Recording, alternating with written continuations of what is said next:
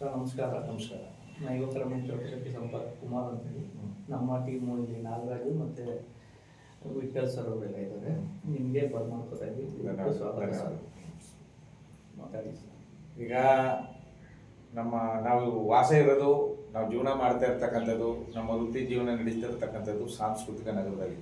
ಸಾಂಸ್ಕೃತಿಕ ನಗರ, ಅರಮನೆಗಳ ನಗರ, ರಾಜರು ಆಳದಂಥ ನಾಡು, ನಾಡದೇವತೆ ಜಗನ್ಮಾತೆ ಚಾಮುಂಡೇಶ್ವರಿ ನೆಲೆಸಿರ್ತಕ್ಕಂಥ ಇಂಥ ಪವಿತ್ರವಾದಂಥ ಪುಣ್ಯ ನಾಡಲ್ಲಿ ದಿನದಿಂದ ದಿನ ಅನ್ಯಾಯಗಳು, ಅಕ್ರಮಗಳು, ದೌರ್ಜನ್ಯಗಳು, ಕೊಲೆಗಳು, ಭ್ರಷ್ಟಾಚಾರ ಅಂತೂ ನಿರಂತರವಾಗಿ ಎದ್ಗಿಳದೆ ನಡೀತಾ ಇದೆ. ಈಗ ನಾವೆಲ್ಲ ಒಂದು ಸರ್ಕಾರಿ ಅಧಿಕಾರಿಗಳ ನೇಮಿಸ್ಕೊಂಡಿದ್ದೀವಿ. ನಾವೆಲ್ಲ ಸಾರ್ವಜನಿಕರು ಕಟ್ಟುವಂಥ ತೆರಿಗೆಯಿಂದ ಸರ್ಕಾರಿ ಅಧಿಕಾರಿಗಳ ನೇಮಿಸ್ಕೊಂಡಿದ್ದೀವಿ. ಆ ಸರ್ಕಾರಿ ಅಧಿಕಾರಿಗಳು ಸಂವಿಧಾನಬದ್ಧವಾಗಿ ಕೆಲಸ ಮಾಡ್ತಾ ಇಲ್ಲ.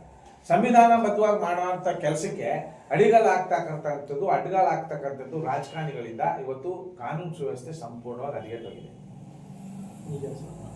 ಇವತ್ತು ಉದ್ಯಾನವನಗಳಲ್ಲಿ ಒಂದು ಇಂಚು ಕೆಲಸ ಮಾಡೋಂಗಿಲ್ಲ, ಒಂದು ಕಟ್ಟಡ ಕಟ್ಟಂಗಿಲ್ಲ. ಅಂಥದ್ದು ಕಟ್ಟಡಗಳು ಕಟ್ಕೊಂಡು ಈ ಜಿಮ್ ವಸ್ತುಗಳನ್ನ ನಿರ್ಮಾಣ ಮಾಡಿ ಈ ಕಡೆ ಪಾರ್ಕ್ಗಳನ್ನ, ಉದ್ಯಾನವನಗಳನ್ನ ಹಾಳು ಮಾಡ್ತಾ ಇದ್ದಾರೆ. ಒಂದು ಕಡೆ ಈ ರಸ್ತೆ, ಯಾವುದೇ ಒಂದು ಅಭಿವೃದ್ಧಿ ಆಗಲಿ ಸರ್ಕಾರದ ವತಿಯಿಂದ ಮಾಡುವಂಥ, ಸರ್ಕಾರ ಆಗಿರ್ಬೋದು, ಕೇಂದ್ರ ಸರ್ಕಾರ ಆಗಿರ್ಬೋದು, ಮೈಸೂರು ಮಹಾನಗರ ಪಾಲಿಕೆಯಿಂದ ಆಗಿರ್ಬೋದು, ಸಂಪೂರ್ಣವಾಗಿ ಏನು ಅಭಿವೃದ್ಧಿ ಹೆಸರಲ್ಲಿ ಮಾಡ್ತಾ ಇದ್ರೆ ಒಂದೂ ಸಹ ಶಾಶ್ವತವಾಗಿ ಉಳಿದಿಲ್ಲ. ಇವಾಗ ಅರಮನೆ ಸುತ್ತ ರಾಜಪಥ ಅಂತ ಮಾಡಿದ್ರು, ಎಷ್ಟು ಕೋಟಿಗಟ್ಟಲೆ ಹಣ ಖರ್ಚು ಮಾಡಿದ್ರು, ಇವತ್ತು ಹೆಸರಿಲ್ದಂಗೆ ಆಗೋಗಿದೆ. ಆಮೇಲೆ ಕಾನೂನು ಸುವ್ಯವಸ್ಥೆ ತುಂಬ ಹದಗೆಟ್ಟೋಗಿದೆ. ಎಲ್ಲೋ ಒಂದು ಕಡೆ ರಾಜಕಾರಣಿಗಳು ಒತ್ತಡಕ್ಕೆ ಅಲ್ಲಿ ಸ್ಥಳೀಯ ಫುಟ್ಪಾತಲ್ಲಿ ವ್ಯಾಪಾರ ಮಾಡೋಂಥವ್ರಿಗೆ ಏನಾದ್ರು ದುಡ್ಡು ಕೊಟ್ಟಿಲ್ಲ ಅಂದರೆ ರಾಜಕಾರಣಿಗಳು ಒತ್ತಡದ ಮೇಲೆ ಅವ್ರನ್ನ ತೆರವುಗೊಳಿಸ್ತೀರಿ. ಇವತ್ತು ಅರಮನೆ ಮುಂಭಾಗ ಅಶೋಕ ರಸ್ತೆ, ಇರ್ವಿನ್ ರಸ್ತೆ, ರಾಮಾನುಜ ರಸ್ತೆ, ಎಲ್ಲ ಕಡೆ ಮೈಸೂರು ಪ್ರಮುಖ ರಸ್ತೆಗಳಲ್ಲಿ ಸಾರ್ವಜನಿಕರು ಫುಟ್ಪಾತ್ ಬಿಟ್ಟು, ಪಾದಚಾರಿಗಳ ರಸ್ತೆ ಬಿಟ್ಟು ಮೇನ್ ರೋಡಿಗೆ ಬಂದು ಓಡಾಡೋ ಪರಿಸ್ಥಿತಿ ನಿರ್ಮಾಣ ಆಗಿದೆ. ಅಲ್ಲಿ ಅಪಘಾತಗಳು ದಿನದಿಂದ ದಿನ ಆಗ್ತಾ ಇದೆ. ಈ ಸಂಬಂಧಪಟ್ಟಂಥ ಅಧಿಕಾರಿಗಳು ಅವ್ರ ಜವಾಬ್ದಾರಿ ಏನು? ಯಾಕೆ ಅವರು ಕಾನೂನು ಉಲ್ಲಂಘನೆ ಆದರೂ ಸಹ ಕಣ್ಣು ಮುಚ್ಕೊಂಡು ಯಾವುದೇ ರೀತಿ ಕ್ರಮ ತಗೊಳ್ದೇನೆ ಸಾರ್ವಜನಿಕರಿಗೆ ಮತ್ತು ವಾಹನ ಸವಾರರಿಗೆ ಮತ್ತು ಪಾದಚಾರಿಗಳಿಗೆ ಮೂರೂ ವಿಭಾಗದಲ್ಲೂ ತೊಂದರೆ ಆಗೋ ರೀತಿಯಲ್ಲಿ ನೋಡ್ದಂಗೆ ಇದ್ದಾರಲ್ಲ, ಯಾವ ಆ ಉದ್ದೇಶಕ್ಕೆ ತುಂಬ ನೋವಾಗ್ತಾ ಇದೆ. ಆಮೇಲೆ ಅಕ್ರಮ ಕಟ್ಟಡಗಳು, ಮೈಸೂರಿನಲ್ಲಿ ಅಕ್ರಮ ಕಟ್ಟಡಗಳು ಎಗ್ಗೆಲ್ದೆ ನಡೀತಾ ಇದೆ. ಇವತ್ತು ನೀವೇನಾದ್ರು ಮನೆಗೆ ಒಂದು ವಿದ್ಯುತ್ ಸಂಪರ್ಕನೋ, ಒಂದು ನೀರಿನ ಸಂಪರ್ಕನೋ, ಇಲ್ಲ ಏನಾದ್ರು ಸ್ಕಾಲರ್ಶಿಪ್ಗೆ ಸಂಬಂಧಪಟ್ಟನೋ, ಇಲ್ಲ ಯಾವ್ದಾರ ವೃದ್ಧಾಪ್ಯ ಹಣಕ್ಕೋ ಏನಾದ್ರು ಹೊಸದಾಗಿ ನೀವು ಅಪ್ಲಿಕೇಶನ್ ಹಾಕ್ಬೇಕು ಅಂದ್ರೆ ವರ್ಷಾನ್ಗಟ್ಲೆ ಆಗುತ್ತೆ. ಎಷ್ಟು ಜನಕ್ಕೆ ಕೈ ಮುಗಿಬೇಕು, ಎಷ್ಟು ಜನಕ್ಕೆ ದುಡ್ಡು ಕೊಡಬೇಕು, ನೀವು ಎಷ್ಟು ಟ್ಯೂಷನ್ ಒಂದು ಜೊತೆ ಚಪ್ಪಲಿ ತಗೊಂಡ್ರೆ ಸೌದೋಗ್ಬಿಡುತ್ತೆ. ಆದರೆ ಇದೇ ರಾಜಕಾರಣಿಗಳು, ಇದೇ ದೊಡ್ಡ ಮಟ್ಟದಲ್ಲಿ ಇರ್ತಕ್ಕಂಥ ಅಧಿಕಾರಿಗಳು ಒಂದು ದಿನ 2 ದಿನದಲ್ಲಿ ನಕಲಿ ಪತ್ರಗಳ ಸೃಷ್ಟಿ ಮಾಡೋದು, ರಾಜಕಾರಣಿಗಳು ಅವ್ರು ಇಷ್ಟ ಬಂದವರು ಮಾಡ್ಕೊಳ್ಳೋದು. ಇವತ್ತು ಕೆರೆ ಕಟ್ಟೆಗಳು ಹಾಳಾಗ್ತಿರೋದು ಯಾರಿಂದ? ಸಾರ್ವಜನಿಕರಿಂದನಾ? ರಾಜಕಾರಣಿಗಳಿಂದ, ಅಧಿಕಾರಿಗಳಿಂದ. ಕನ್ನಡ ಶಾಲೆಗಳು ಇಷ್ಟೊಂದು ನಶಿಸಿ ಹೋಗ್ಬಿಟ್ಟು 2-3 ಸಾವಿರ ಕನ್ನಡ ಶಾಲೆಗಳು ಮುಚ್ಚಬೇಕು ಅಂತ ಮಾಧ್ಯಮಗಳಲ್ಲಿ ನೋಡಿ ನಮಗೆ ನೋವಾಗ್ತಾ ಇದೆ.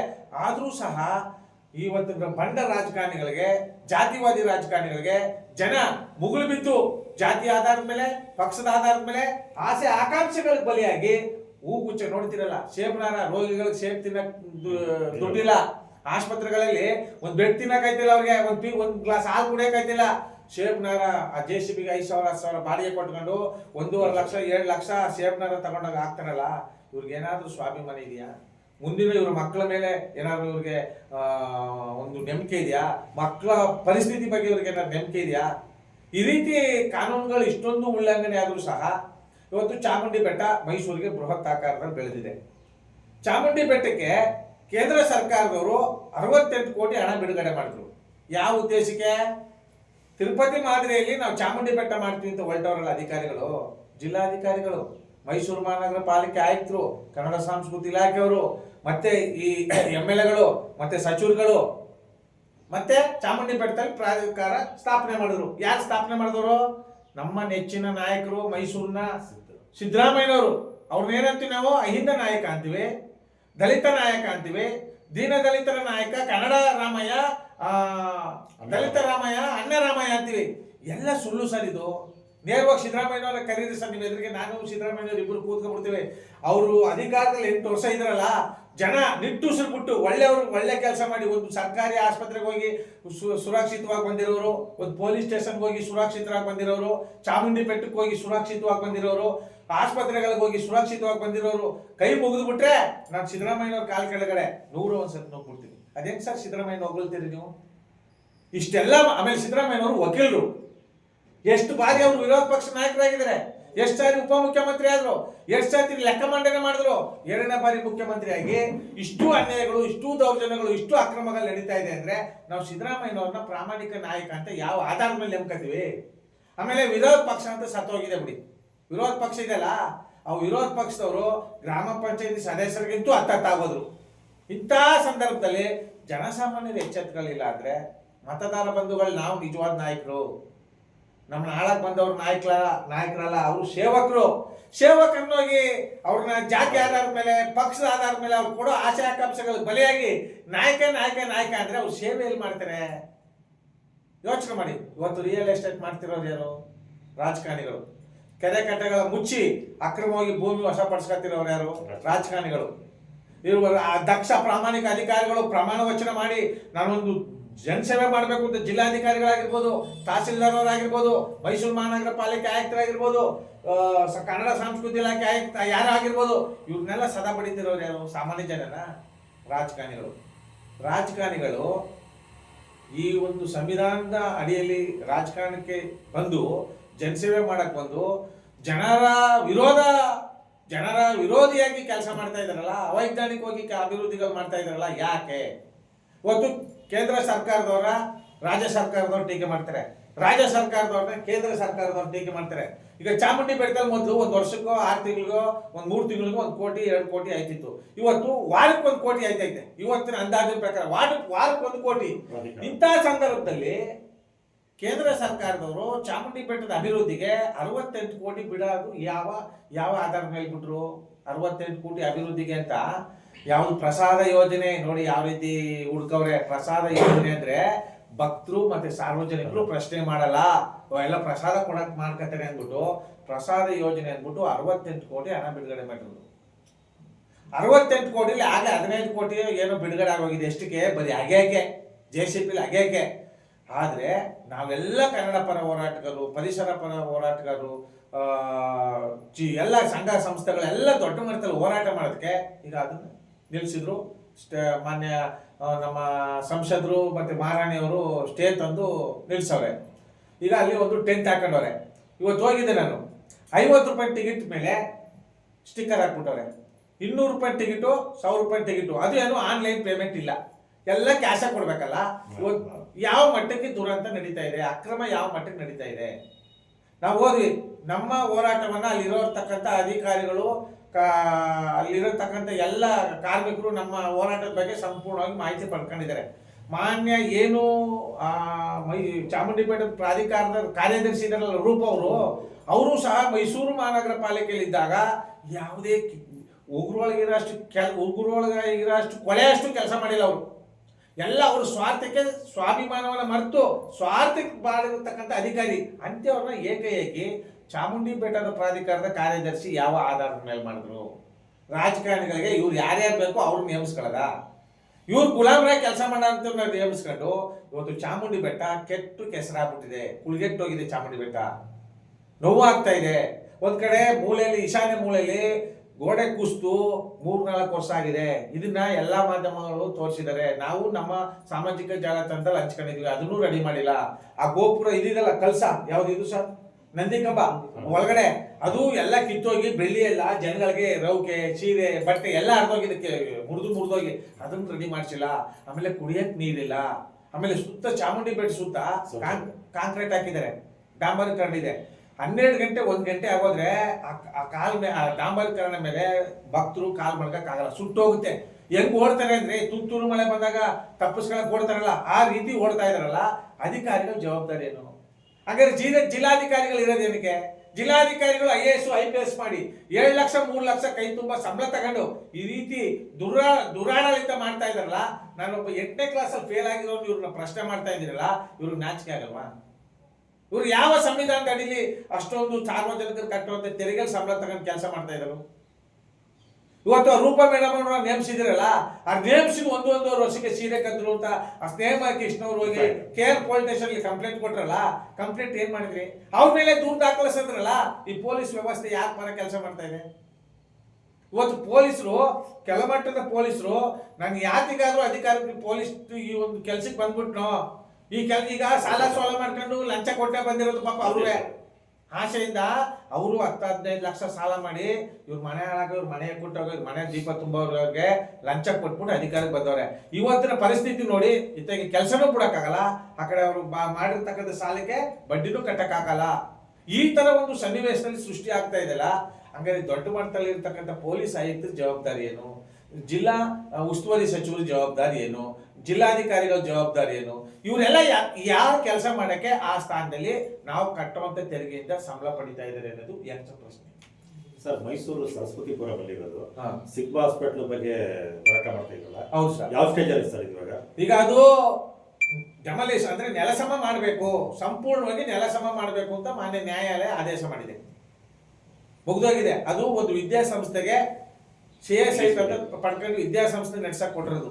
ಅದು ಅಕ್ರಮವಾಗಿ, ಕಾನೂನು ಬಹಿರವಾಗಿ, ಅವೈಜ್ಞಾನಿಕವಾಗಿ ಸಿಗ್ಮಾ ಹಾಸ್ಪಿಟಲ್ ಮಾಡಕ್ಕೆ ವರ್ಷಕ್ಕೆ ಬಾಡಿಗೆ ಆಧಾರದ ಮೇಲೆ ಕೊಟ್ಟಿದ್ದಾರೆ. ಈಗ ಸಂಪೂರ್ಣ ಮಾಹಿತಿ, ಎಲ್ಲ ಮಾಹಿತಿ ಬಂದಿದೆ. ಮಾನ್ಯ ನ್ಯಾಯಾಲಯದಲ್ಲೂ ಇದನ್ನ ತೆರವುಗೊಳಿಸಬೇಕು, ಕಾನೂನು ಕ್ರಮ ಕೈಗೊಳ್ಬೇಕು ಅಂತ ಬಂದಾಗ ಈಗ 6-7 ತಿಂಗಳಾಗಿದೆಯಲ್ಲ, ಅಧಿಕಾರಿಗಳು ಅರ್ಥ ಜಾಗಕ್ಕೆ ಹೋಗದಿದ್ಮೇಲೆ ಇವ್ರು ಯಾವ ನೈತಿಕತೆ ಮೇಲೆ ಆ ಸ್ಥಾನದಲ್ಲಿ ಕೂತಿದ್ದಾರೆ? ಈಗ ಮೈಸೂರು ಡಿಸ್ಟ್ರಿಕ್ಟ್ ಕೋರ್ಟ್ ಕೊಟ್ಟಿರೋದು ಅಥವಾ ಹೈಕೋರ್ಟ್ ಕೊಟ್ಟರು ಸರ್.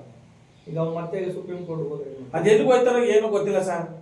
ಏನಾಗಿದೆ, ಕಾನೂನು ವ್ಯವಸ್ಥೆ ಸಂಪೂರ್ಣವಾಗಿ ನೆಲ ಕಚ್ಚೋಗಿದೆ. ಅಧಿಕಾರಿಗಳು ಶಕ್ತಿ ಮೀರಿ ಕೆಲಸ ಮಾಡ್ತಿಲ್ಲ. ಈಗ ಒಬ್ಬ PCನೇ ಇಷ್ಟು 30 ಲಕ್ಷ, 10 ಲಕ್ಷ, 20 ಲಕ್ಷ ಕೊಟ್ಟು ಬಂದವ್ರೆ ಅಂದ್ರೆ ಈ ನಗರ ಪಾಲಿಕೆ ಆಯುಕ್ತರು ಎಷ್ಟು ಕೊಟ್ಟು ಬಂದಿರ್ತಾರೆ? ಇವ್ರು ಯಾರ ಪರವಾಗಿ ಕೆಲಸ ಮಾಡಬೇಕು? ಭ್ರಷ್ಟರ ಪರನೇ ಕೆಲಸ ಮಾಡಬೇಕು. ಪಾರದರ್ಶಕ ಆಡಳಿತ ಅಂತಾರೆ ಸಿದ್ದರಾಮಯ್ಯನವ್ರನ್ನ ನಾವು ಇಷ್ಟೊಂದು ಕೊಂಡಾಡ್ತೀವಲ್ಲ, ಈ ಮಟ್ಟಕ್ಕೆ ಅನ್ಯಾಯ ನಡೀತಾ ಇದೆ ಅಂದ್ರೆ ಇನ್ನು ಪಾರದರ್ಶಕ ಆಡಳಿತ ಯಾವ ರೀತಿ ಆಯ್ತು? ಅಂಬೇಡ್ಕರ್ ಅವ್ರ ಹೆಸರು ಹೇಳಕ್ಕೆ ಯಾಕೆ ಯೋಗ್ಯತೆ ಇದೆ? ನಾಲ್ವಡಿ ಕೃಷ್ಣರಾಜ ಒಡೆಯವ್ರ ಹೆಸರು ಹೇಳಕ್ಕೆ ಯಾಕೆ ಯೋಗ್ಯತೆ ಇದೆ? ಈಗ ಯಾವ್ದಾರ ಒಂದು ಪತ್ರಿಕಾಗೋಷ್ಠಿಲಿ, ಯಾವ್ದಾರ ಒಂದು ಹೋರಾಟದಲ್ಲಿ ಈ ಹೋರಾಟಗಾರರು ಎಲ್ಲ ಸಿದ್ದರಾಮಯ್ಯನ ಅಭಿಮಾನಿಗಳಿರ್ಬೇಕು, ಕುಮಾರಸ್ವಾಮಿ ಅವರ ಅಭಿಮಾನಿಗಳಿರ್ಬೋದು, ಯಡಿಯೂರಪ್ಪನವರ ಅಭಿಮಾನಿಗಳಿರ್ಬೋದು, ಬಾಯಿ ಕಟ್ಕೊಂಡಾಗ, ಬಾಯಿ ಸೋತೋದಾಗ ನೀರು ಕುಡಿತಿರಲ್ಲ, ಆ ನೀರು ಯಾರು ಉಳಿಸ್ಕೊಟ್ರು? ನಾಲ್ವಡಿ ಕೃಷ್ಣರಾಜ ಒಡೆಯರು. ಆ ನಾಲ್ವಡಿ ಕೃಷ್ಣರಾಜ ಒಡೆಯರು ಅವ್ರ ಮೇಲೂ ರಾಜಕಾರಣ ಮಾಡೋ ಅಂತ ಇಂಥ ಬಂಡ ರಾಜಕಾರಣಿಗಳು, ಇಂಥ ಭ್ರಷ್ಟ ಅಧಿಕಾರಿಗಳು ಈ ನಾಡಲ್ಲಿ ಇರೋ ತನಕ ಕಟ್ಟ ಕಡೆಯ ವ್ಯಕ್ತಿಗೆ ಯಾವುದೇ ಸಮಾಜದಲ್ಲಾಗ್ಲಿ ಕಿಂಚಿತ್ತುವೆ ಉಗ್ರೊಳಗಿರೋಷ್ಟು ಕೊಳೆ ಅಷ್ಟು ಅವ್ರಿಗೆ ಸರ್ಕಾರಿ ಸವಲತ್ತುಗಳು ಲಭಿಸಲ್ಲ. ಸಮಾಜಕ್ಕೆ ಇನ್ನೊಂದು ಸಮಾಜದಿಂದ ಅನ್ಯಾಯ ಆಗ್ತಾ ಇಲ್ಲ. ಆ ಸಮಾಜದ ಮುಖಂಡರಿಂದನೇ ಎಲ್ಲಾ ಸಮಾಜಕ್ಕೂ ಅನ್ಯಾಯ ಆಗ್ತಿರೋದು ಆ ಸಮಾಜದ ಮುಖಂಡರುಗಳಿಂದ. ಆ ಸಮಾಜದ ಮುಖಂಡರುಗಳು ಯಾರ ಹೆಸರು ಹೇಳ್ಕೊಂಡು ರಾಜಕಾರಣಕ್ಕೆ ಬಂದಿರ್ತಾರೆ? ನಮ್ಮ ಆ ಸಮಾಜದ ಕಟ್ಟ ಕಡೆ ವ್ಯಕ್ತಿಗಳ ಹೆಸರು ಹೇಳ್ಕೊಂಡು ರಾಜಕಾರಣ ಪ್ರವೇಶ ಮಾಡಿರೋದು, ಅಧಿಕಾರ ಚುಕ್ಕಾಣಿ ಹಿಡಿದಿರೋದು, ಮಾಡ್ತಿರ್ತಕ್ಕಂಥದ್ದು ಅವ್ರ ಮೇಲ್ಪಟ್ಟ ರಾಜಕಾರಣಿಗಳು ಬಕೆಟ್ ಹಿಡ್ಕೊಂಡು ಅವರು ಸ್ವಾರ್ಥಕ್ಕೆ ಗುಡ್ಡಾಂತರ ಮಾಡ್ಕೊಂಡು ಇಡೀ ರಾಜಕೀಯ ವ್ಯವಸ್ಥೆನೇ ಹಾಳು ಮಾಡ್ಬಿಟ್ಟಿದ್ರೆ ಹೊರತು ಬೇರೆ ಇನ್ನೊಂದು ಸಮಾಜದಿಂದ ಯಾವುದೇ ಸಮಾಜಕ್ಕೂ ತೊಂದರೆ ಇಲ್ಲ. ಲೋಕಾಯುಕ್ತ ನ್ಯಾಯಮೂರ್ತಿಯವರು ಒಂದು ಉತ್ತರ ಹೇಳಿದ್ದಾರೆ. ಏನಂದ್ರೆ, ಇವತ್ತು 4 ಅಂಗಗಳುವೆ ಭ್ರಷ್ಟಾಚಾರದಲ್ಲಿ ಮುಳುಗಿದೆ, ಅದನ್ನ ಸರಿಪಡಿಸೋ ತಾಕತ್ತು 8 ಕೋಟಿ ಮತದಾರರು ನಿಮ್ಗಿರೋದು, ನೀವು ಸರಿ ಮಾಡದೆ ನಮ್ಮ ಸಂಸ್ಥೆಯನ್ನ ನೀವು ಒಂದು ಆಪಾದನೆ ಮಾಡೋದು ತಪ್ಪು ಅನ್ನೋ ಲೆವೆಲ್ಗೆ ಮಾತಾಡಿದ್ದಾರೆ ಸರ್. ಈ ಉದಾಹರಣೆಗೆ ಲೋಕಾಯುಕ್ತರು ಅಷ್ಟೊಂದು ಪ್ರಾಮಾಣಿಕವಾಗಿ ಕೆಲಸ ಮಾಡಂಗಿದ್ರೆ ಲೆವೆಲ್ ಬಿಟ್ಬಿಡಿ, MLA, MP, ಸಚಿವರು, ಮುಖ್ಯಮಂತ್ರಿಗಳು, ಪ್ರಧಾನಮಂತ್ರಿಗಳ ಲೆವೆಲ್ ಬಿಟ್ಬಿಡಿ, ಸಾಮಾನ್ಯ ಒಬ್ಬ ಇಂಜಿನಿಯರ್ ಲೆವೆಲ್ ಅಲ್ಲಿ ನಾನು ದೂರು ಕೊಟ್ಟಿದ್ದೀನಿ. ಮೈಸೂರು ಮಹಾನಗರ ಪಾಲಿಕೆ ವಾರ್ಡ್ ನಂಬರ್ 37 ಅಯ್ಯಪ್ಪ ಸ್ವಾಮಿ ದೇವಸ್ಥಾನ 4 ರಸ್ತೆಗಳಿಂದ ಸುಮಾರು, ನಾವು ವಿಡಿಯೋ ಎಲ್ಲ ಕೊಡ್ತೀನಿ ನಿಮಗೆ, ಒಂದು 25 ಲಕ್ಷ 30 ಲಕ್ಷಕ್ಕೆ ಅದು ಟೆಂಡರ್ ಆಗಿರೋದು. ಟೆಂಡರ್ ಆಗಿ ಎಲ್ಲೋ ಬೇರೆ ಕಡೆ ಮಾಡಿರ್ತಕ್ಕಂಥ ಬಿಕ್ಕಿರ್ತಕ್ಕಂಥ ಡಾಂಬರ್ನ, ಅಲ್ಲಿ ಬಿಕ್ಕಿರ್ತಕ್ಕಂಥ ಜಲ್ಲಿನ ಇಲ್ಲಿಗೆ ಹಾಕ್ಬಿಟ್ಟು ಡಾಂಬರೀಕರಣ ಮೇಲೆ ಮುಚ್ಚಿಬಿಟ್ಟು ಟ್ಯಾಪೆ ಹಾಕ್ಬಿಟ್ಟು ಹೋಯ್ತಾ ಇದ್ರಲ್ಲ. ಇದನ್ನ ಪ್ರಶ್ನೆ ಮಾಡಿದವ್ರಿಗೆ ರೌಡಿಗಳು ಬಿಟ್ಕೊಂಡು ಅವ್ರು ಇಲ್ಲ ಸಾಲದೆ ಹೇಳ್ತಿ ಅಪ್ಪ ಅವ್ವ ಅಕ್ಕ ಅನ್ಕೊಂಡು ಬೈಕೊಂಡು ಎದುರಿಸಿ ಎಲ್ಲ ಮಾಡಿದ್ರಲ್ಲ. ಆ ಸ್ಥಳೀಯರು ನಮ್ಮನ್ನ ಇದೇ ರೀತಿ ಸಾಮಾಜಿಕ ಜಾಲತಾಣದಲ್ಲಿ ನೋಡಿ ನಮ್ಮ ಕಚೇರಿ ಬಳಿ ಬಂದು ದೂರು ಕೊಟ್ಟ ಮೇಲೆ ನಾವು ಲೋಕಾಯುಕ್ತಗೆ ದೂರು ಸಲ್ಲಿಸಿದ್ವಲ್ಲ, ನಮ್ಮ ಮೇಲೂ ಅಲ್ಲೇ ಮಾಡಿ, ಬೇರೆಯವರಾಗಿದ್ರೆ ಅಲ್ಲೇ ಮಾಡ್ಬಿಡೋರು. ನಮ್ಮ ಒಂದು ಪ್ರಭಾವಕ್ಕೆ, ನಮ್ಮ ಒಂದು ಪ್ರಾಮಾಣಿಕ ಹೋರಾಟಕ್ಕೆ ಯಾರು ಬಾಲ ಬಿಚ್ಚಕ್ಕಾಗಲ್ಲ. ನಮ್ಮ ಸಂಬಂಧಿಕರೇ ಅವ್ರಿಗೂ ಸಹ ಅವರು ನಮ್ಮ ಜೊತೆ ಅಲ್ಲೇ ಮಾಡಕ್ ಬಂದ ಸಂದರ್ಭದಲ್ಲಿ ಈ ಲೋಕಾಯುಕ್ತ ಅಧಿಕಾರಿಗಳು ಒಂದು 2-3 ಜನ ಬೇಕಾ ಬಿಟ್ಟಿಗೆ ಬಂದು ಪರಿಶೀಲನೆ ಮಾಡಕ್ ಬಂದಿದ್ದಾರೆ. ಅವರು ಪರಿಶೀಲನೆ ಮಾಡಕ್ ಬಿಡ್ತಾ ಇಲ್ಲ, ಕಾಮಗಾರಿ ಪರಿಶೀಲನೆ ಮಾಡಕ್ ಅವ್ರು ಬಿಡ್ತಾ ಇಲ್ಲ. ಗಲಾಟೆ ಆಗೋಯ್ತು. ಲೋಕಾಯುಕ್ತರು ಹೋಗಿ ನಿಂತ್ಕೊತವ್ರೆ. ಆ ಲೋಕಾಯುಕ್ತ ಅಧಿಕಾರಿಗಳು ನಮ್ಮ ಜೊತೆಲಿ ಅವ್ರ ಜಗಳಕ್ಕೆ ಬಿದ್ದಿದ್ರೆ ಏನಾಗೋದು? ಅವತ್ತು ಪರಿಸ್ಥಿತಿ ಏನಾಗೋದು? ನಮ್ಮ ಕುಟುಂಬದ ಪರಿಸ್ಥಿತಿ ಏನಾಗೋದು? ನಾನೊಬ್ಬ ಬಲಿಷ್ಠವಾಗಿ ಹೋರಾಟ ಮಾಡಿ ನನ್ನ ಒಂದು ಸತ್ಯತೆ ಇದ್ದದ್ರಿಂದ ಅವರು ಅಷ್ಟೊಂದು ಮಿಕ್ಬಿರಕ್ ಆಗ್ಲಿಲ್ಲ. ಆಮೇಲೆ ಲೋಕಾಯುಕ್ತರು ಒಂದಿನ ಪರಿಶೀಲನೆ ಮಾಡಲಿಲ್ಲ, ಹೊಂಟೋಗ್ಬಿಟ್ರು. 2ನೇ ದಿನ ಪೊಲೀಸ್ ತಗೊಂಡ್ ಬಂದ್ರು, ಜರುಗ್ ಪಡ್ಕೊಂಡ್ ಬಂದ್ರು. 2ನೇ ದಿವಸ ಎಲ್ಲ ಮಾಡಿದ್ರು, ಎಲ್ಲ ಚೆಕ್ ಮಾಡಿದ್ರು. ಆವತ್ತು ಜಗಳಕ್ಕೆ ಮಾಡಕ್ ಬಂದ್ರು. ಆಮೇಲೆ ಅಲ್ಲಿ ಕಳಪೆ ಕಾಮಗಾರಿ ಅಂತ ಗೊತ್ತಾಗಿದೆ. ಸರ್. ಈಗ 4 ಸರಿ ನನ್ನೇ ಹಿಂಬಾರಸ್ ಕೇಳಿದಾರಲ್ಲ, ಇವ್ರೆಂತ ಪ್ರಾಮಾಣಿಕ ಲೋಕಾಯುಕ್ತರು? ಈಗ ನಾನು ಒಂದ್ಸರಿ ಏನ್ ದೂರ್ ಕೊಟ್ಟಿರ್ತೀನಿ, ವಿಡಿಯೋ ಕೊಟ್ಟಿರ್ತೀನಿ, ಆಡಿಯೋ ಕೊಟ್ಟಿರ್ತೀನಿ, ಫೋಟೋಗಳು ಕೊಟ್ಟಿದ್ದೀನಿ. ನಾನು ಸರಿಯಾಗಿ ಪಕ್ಕ ದೂರನ್ನ ದಾಖಲಿಸಿದ್ರಿ. ಅಲ್ಲಿ ನಿಮ್ಗೆ ಏನೇ ಬೇಕಾದ್ರೂ ಆ ದೂರನ ಆಧಾರದ ಮೇಲೆ ಮಾಡ್ಬೇಕು. ಇವು ನನ್ನ ಎದುರು ದೂರ, ನಾವು ಎದುರುದಾರರು, ನೀವು ಅನ್ಯಾಯ ಮಾಡಿರೋರು, ಕಲ್ಪೆ ಕಾಮಗಾರಿ ಮಾಡಿರೋರು, ನೀವು ಕೊಟ್ಟಾಗ್ಲೆಲ್ಲ ನನ್ನ ಕೇಳಿದ್ರೆ ನಾನು ಏನಂತ ಕೊಡ್ಲಿ? ನಾನು ಇನ್ನೇನು ಕೊಡ್ಬೇಕು? ಸ್ಥಳೀಯರು ಬೈದಿರೋದು ಕೊಟ್ಟಿದ್ದೀನಿ, ಸ್ಥಳೀಯರಿಗೂ ಹೋಗಿ ಎದುರಿಸಿರೋದು ಕೊಟ್ಟಿದ್ದೀನಿ, ಅಲ್ಲಿ ಕಲ್ಪೆ ಕಾಮಗಾರಿ ಮಾಡಿರೋದು ಕೊಟ್ಟಿದ್ದೀನಿ, ರೋಡ್ ಮಾಡಿ 20 ದಿವಸಕ್ಕೆ ಗರ್ಕೆ ಬೆಳೆದು 1 ಅಡಿ ಗರ್ಕೆ ಬೆಳೆದಿರೋದು ಕೊಟ್ಟಿದ್ದೀನಿ. ಇಷ್ಟೆಲ್ಲ ದಾಖಲಾತಿ ಕೊಟ್ಟಿದ್ರು ಸಹ ನೋಡಿ ಈಗಲೂ ಈ ತಿಂಗಳು 15ನೇ ತಾರೀಕು ನಮಗೆ ನಿಮ್ಮ ಹಿಂಬರ ಕೊಡಬೇಕು ಅಂತ ಕಳಿಸೋರಲ್ಲ. ಯಾವ ರೀತಿ ಹಿಂಬರ ಕೊಡ್ಬೇಕು ಇವ್ರಿಗೆ? ಹಂಗಾರೆ ಮೊದಲು ಕೊಟ್ಟಿರೋದೆಲ್ಲ 3-4 ಸತಿ ಏನಾಯ್ತು? ಎಲ್ಲಿ ಪ್ರಾಮಾಣಿಕ ಕೆಲಸ ಮಾಡ್ತಾ ಇದ್ರಿ? ಈಗ ಉಪ ಲೋಕಾಯುಕ್ತರು ನನಗೆ ಕೊಲೆ ಬೆದರಿಕೆಗಳು ಬರ್ತಾ ಇದೆ, ನಾನು ಪಿಸ್ತೂಲ್ ಕೊಡಿ ಅಂತ. ನಾಚಿಕೆ ಆಗ್ಬೇಕು ಸರ್, ನಾಚಿಕೆ ಆಗ್ಬೇಕು. ಎಷ್ಟು ಜನ ಇದ್ರಿ ಸರ್ ನೀವು ಲೋಕಾಯುಕ್ತ ಸಂಸ್ಥೆಯಲ್ಲಿ? ನಮ್ಮಂತವ್ರನ್ನ ಯಾಕೆ ಸರ್ ನೀವು ಬೆಂಬಲಕ್ಕೆ ತಗೊಳ್ಳಲ್ಲ? ಅಧಿಕಾರಿಗಳ ನೇತೃತ್ವದಲ್ಲಿ ಸಭೆ ಕರೀತಿರಲ್ಲ, ನಿಮಗೆ ವಾಂಗಟವೇ? ನಮ್ಮಂತ ಹೋರಾಟಗಾರನ, ಕನ್ನಡ ಪರ ಸಂಘಟನೆಗಳ ಚಿಂತಕರನ್ನ, ಪರಿಸರವಾದಿಗಳನ್ನ, ಪ್ರಾಣಿ ಪ್ರಿಯರನ್ನ ಯಾಕೆ ನೀವು ಒಗ್ಗಟ್ಟಕ್ಕೆ ಸಭೆಗಳು ಕರೆಯಲ್ಲ? ಸಾರ್ವಜನಿಕರಿಗೆ ಯಾಕೆ ಸಂಘ ಸಂಸ್ಥೆಗಳನ್ನು ಬೆಂಬಲ ತಗೊಳ್ಳಲ್ಲ? ನೀವು ತಾರ್ಸಕ್ಕೋಸ್ಕರ ಒಳಗೆ ಅವೈಜ್ಞಾನಿಕವಾಗಿ ಸಭೆಗಳು ಮಾಡ್ಕೊಂಡು, ಈಗ ಉದಾಹರಣೆಗೆ ಈಗ ಎಲ್ಲಿ ಬಿಡದಿ ಹತ್ರ ಎಷ್ಟು ಸಾವಿರ ಎಕರೆ? 9,000 ಎಕರೆಗೆ DK ಶಿವಕುಮಾರ್ ಅವರು ಮಂಜೂರು ಭೂಮಿ ಏನು ಬೆಳೀತಾ ಇಲ್ಲ ಅಂತ ಹೇಳಿಕೆ ಕೊಟ್ರಲ್ಲ. ಯಾವ ಆಧಾರದ ಮೇಲೆ ಹೇಳಿಕೆ ಕೊಟ್ರು? ಯಾವ ಆಧಾರದ ಮೇಲೆ? ಇವತ್ತು ಮುಖ್ಯಮಂತ್ರಿ ಅವರು, ಆವಾಗ ಹಿಂದಿನ ಉಪಮುಖ್ಯಮಂತ್ರಿ, ಒಂದು ಉಪಮುಖ್ಯಮಂತ್ರಿ ಸ್ಥಾನದಲ್ಲಿ ಇಟ್ಕೊಂಡು ಆ ರೀತಿ ಬೇಜವಾಬ್ದಾರಿ ಹೇಳಿಕೆ ಕೊಡ್ತಾ ಇದ್ದಾರೆ ಅಂದ್ರೆ ಹಿಂಬಾಲಕರು ಏನ್ ಮಾಡ್ತಾ ಇದ್ರಿ? ನೀವು ಕಳ್ಳರ ಕಾಕರಿಗೆ ಬೆಂಬಲ ಕೊಟ್ಕೊಂಡು ಹಿಂಬಾಲಕ ಕೆಲಸ ಮಾಡ್ತಾ ಇದ್ರಾ? ಇದೇ ರೀತಿ ಮುಂದೋದ್ರೆ ನಿಮ್ಮ ಮಕ್ಕಳು ಗತಿ ಏನಾಗ್ಬೇಕು? ನೀವು ಉಡ್ಸಿದಾರಲ್ಲಪ್ಪ, ನೀವು ಉಡ್ಸಿರೋ ಮಕ್ಳು ಅವ್ರು ಉಡ್ಸಿದಾಗ ಅವ್ರ ಮಕ್ಳು ಆ ಮಕ್ಳ ಗತಿ ಏನಾಗ್ಬೇಕಪ್ಪ? ಎಲ್ಲಿ ಗಂಟೆ ಬಕೆಟ್ ಇಡ್ತೀರಿ? ಎಲ್ಲಿ ಗಂಟೆ ಜಾತಿ ನೋಡ್ತೀರಿ? ಎಲ್ಲಿ ಗಂಟೆ ಒಂದ್ ದಿವಸ ಕುಡಿದು ಮುರಿದು ಇಟ್ಕೊಡೋದಕ್ಕೆ ನಿಮ್ ಜನ್ಮಕ್ಕೆ ಬೆಂಕಿ ಹಾಕವೆ? ಭ್ರಷ್ಟರನ್ನೆಲ್ಲ ನಾಯಕರು ಅಂತೀರಿ, ಮನೆಯಾಳರನ್ನೆಲ್ಲ ನಾಯಕರು ಅಂತೀರಿ, ದೇಶ ವಿರೋಧಿಗಳೆಲ್ಲ ನಾಯಕರು ಅಂತೀರಿ, ಸಂವಿಧಾನ ವಿರೋಧಿಗಳೆಲ್ಲ ನಾಯಕರು ಅಂತೀರಿ. ಈ ನಾಯಕರು ಅಂತ ಒಪ್ಕೊಂಡು ಸೇವಕರನ್ನ ಈ ರೀತಿ ಮಾಡಿರೋದ್ರಿಂದ ಇವತ್ತಿನ ಪರಿಸ್ಥಿತಿಗೆ ಮತದಾರ ಬಂಧುಗಳ ನೇರವಣೆ. ಸರ್, ಇವತ್ತು ಮೈಸೂರು ನಗರಾಭಿವೃದ್ಧಿ ವಿಚಾರ ಮಾತಾಡೋದಾದ್ರೆ, ಒಂದು ಸುದರ್ಶನ್ ಸಿಲ್ಕ್ ಬಗ್ಗೆ ಮಾತಾಡ್ತಾರೆ ಸೋಷಿಯಲ್ ಮೀಡಿಯಾಗಳಲ್ಲಿ, ಬೇರೆ ಬೇರೆ ನಿಮ್ಮಂಥ ಹೋರಾಟಗಾರರು. ಇನ್ನೊಂದು ಪಾರ್ಕ್ ವಿಚಾರವಾಗಿ ಮಾತಾಡ್ತಾರೆ. ಮೈಸೂರಿನಲ್ಲೇ ಇಷ್ಟಿದೆಯಲ್ಲ, ಇನ್ನು ಇಡೀ ರಾಜ್ಯದಲ್ಲಿ ಯಾವ ಥರ ಕತೆ ಸರ್? ನೋಡಿ ಸರ್, ನಾನು ಹೇಳುತ್ತಲ್ಲ, ಇವತ್ತು ಮೈಸೂರು ರಿಯಲ್ ಎಸ್ಟೇಟ್ ಮಾಫಿ ಆಗಿದೆ, ಹೌದಾ ಅಲ್ವಾ? ಬೃಹತ್ ಮೈಸೂರು ಮಹಾನಗರ ಪಾಲಿಕೆ ಮಾಡ್ತೀವಿ ಅಂತಾರಲ್ಲ, ಇವ್ರಿಗೆ ನಾಚಿಕೆ ಮಾನ ಮರ್ಯಾದೆ ಇದೆಯಾ? ಗ್ರೇಟರ್ ಮೈಸೂರು ಯಾವ ಮೈಸೂರು ಇವತ್ತು ಶನಿವಾರ ಭಾನುವಾರ ವಾಹನಗಳ ದಟ್ಟಣೆಯನ್ನು ತಡೆ ಹಿಡಿಯಕ್ಕಾಯ್ತಲ್ಲ ಅವ್ರಿಗೆ. ಇಡೀ ಮೈಸೂರಿನಲ್ಲಿ ಆ ಜೂಗಡ ಹತ್ರ ಹೋಗ್ಬಿಟ್ರೆ ಬರೀ ಶನಿವಾರ ಭಾನುವಾರ ವಾಹನಗಳ ದಟ್ಟಣೆಯನ್ನೇ ತಡೆಯಕ್ ಆಗ್ತಲ್ಲ ಅವ್ರ ಕೈಲಿ. ಆಮೇಲೆ ಆ ಸಂಚಾರಿ ಪೊಲೀಸನ್ನ ಕರೆಕ್ಟ್ ಆಗಿ ನೇಮಿಸಿಲ್ಲ. ಆಮೇಲೆ ಪೊಲೀಸ್ ಸ್ಟೇಷನ್ಗಳಲ್ಲಿ ಕರೆಕ್ಟ್ ಆಗಿ ಸಿಬ್ಬಂದಿಗಳು ವರ್ಗ ಇಲ್ಲ, ಸಿಗ್ನಲ್ ಕೆಲಸ ಮಾಡ್ತಾರೆ. ಆಮೇಲೆ ಸಿಗ್ನಲ್ ಹಾಕ್ಬಿಟ್ಬಿಟ್ಟವ್ರೆ, ಅವೈಜ್ಞಾನಿಕವಾಗಿ ಯಾರೋ ಕೊಟ್ಬಿಟ್ರು, ದುಡ್ಡು ಹಾಕ್ಬಿಟ್ರು, ಅದನ್ನ ಬಿಲ್ ಮಾಡಿಸ್ಕೊಂಡು ಇವ್ರು ತಿಂತಾರೆ. ಯಾರೋ ಅಕ್ರಮ ಅನ್ಯಾಯಗಳು ಬೆಸಗಿರ್ತಾರಲ್ಲ, ದೊಡ್ಡ ಅಗರ್ಭ ಶ್ರೀಮಂತರು ಮೋಸ ಮಾಡಿ ಸಿಕ್ಕಾಕೊಂಡ್ರು, ಅವ್ರ ಹತ್ರ ಇವ್ರು ಮಾಡಿಸ್ಕೊಂಡಿರ್ತಾರೆ.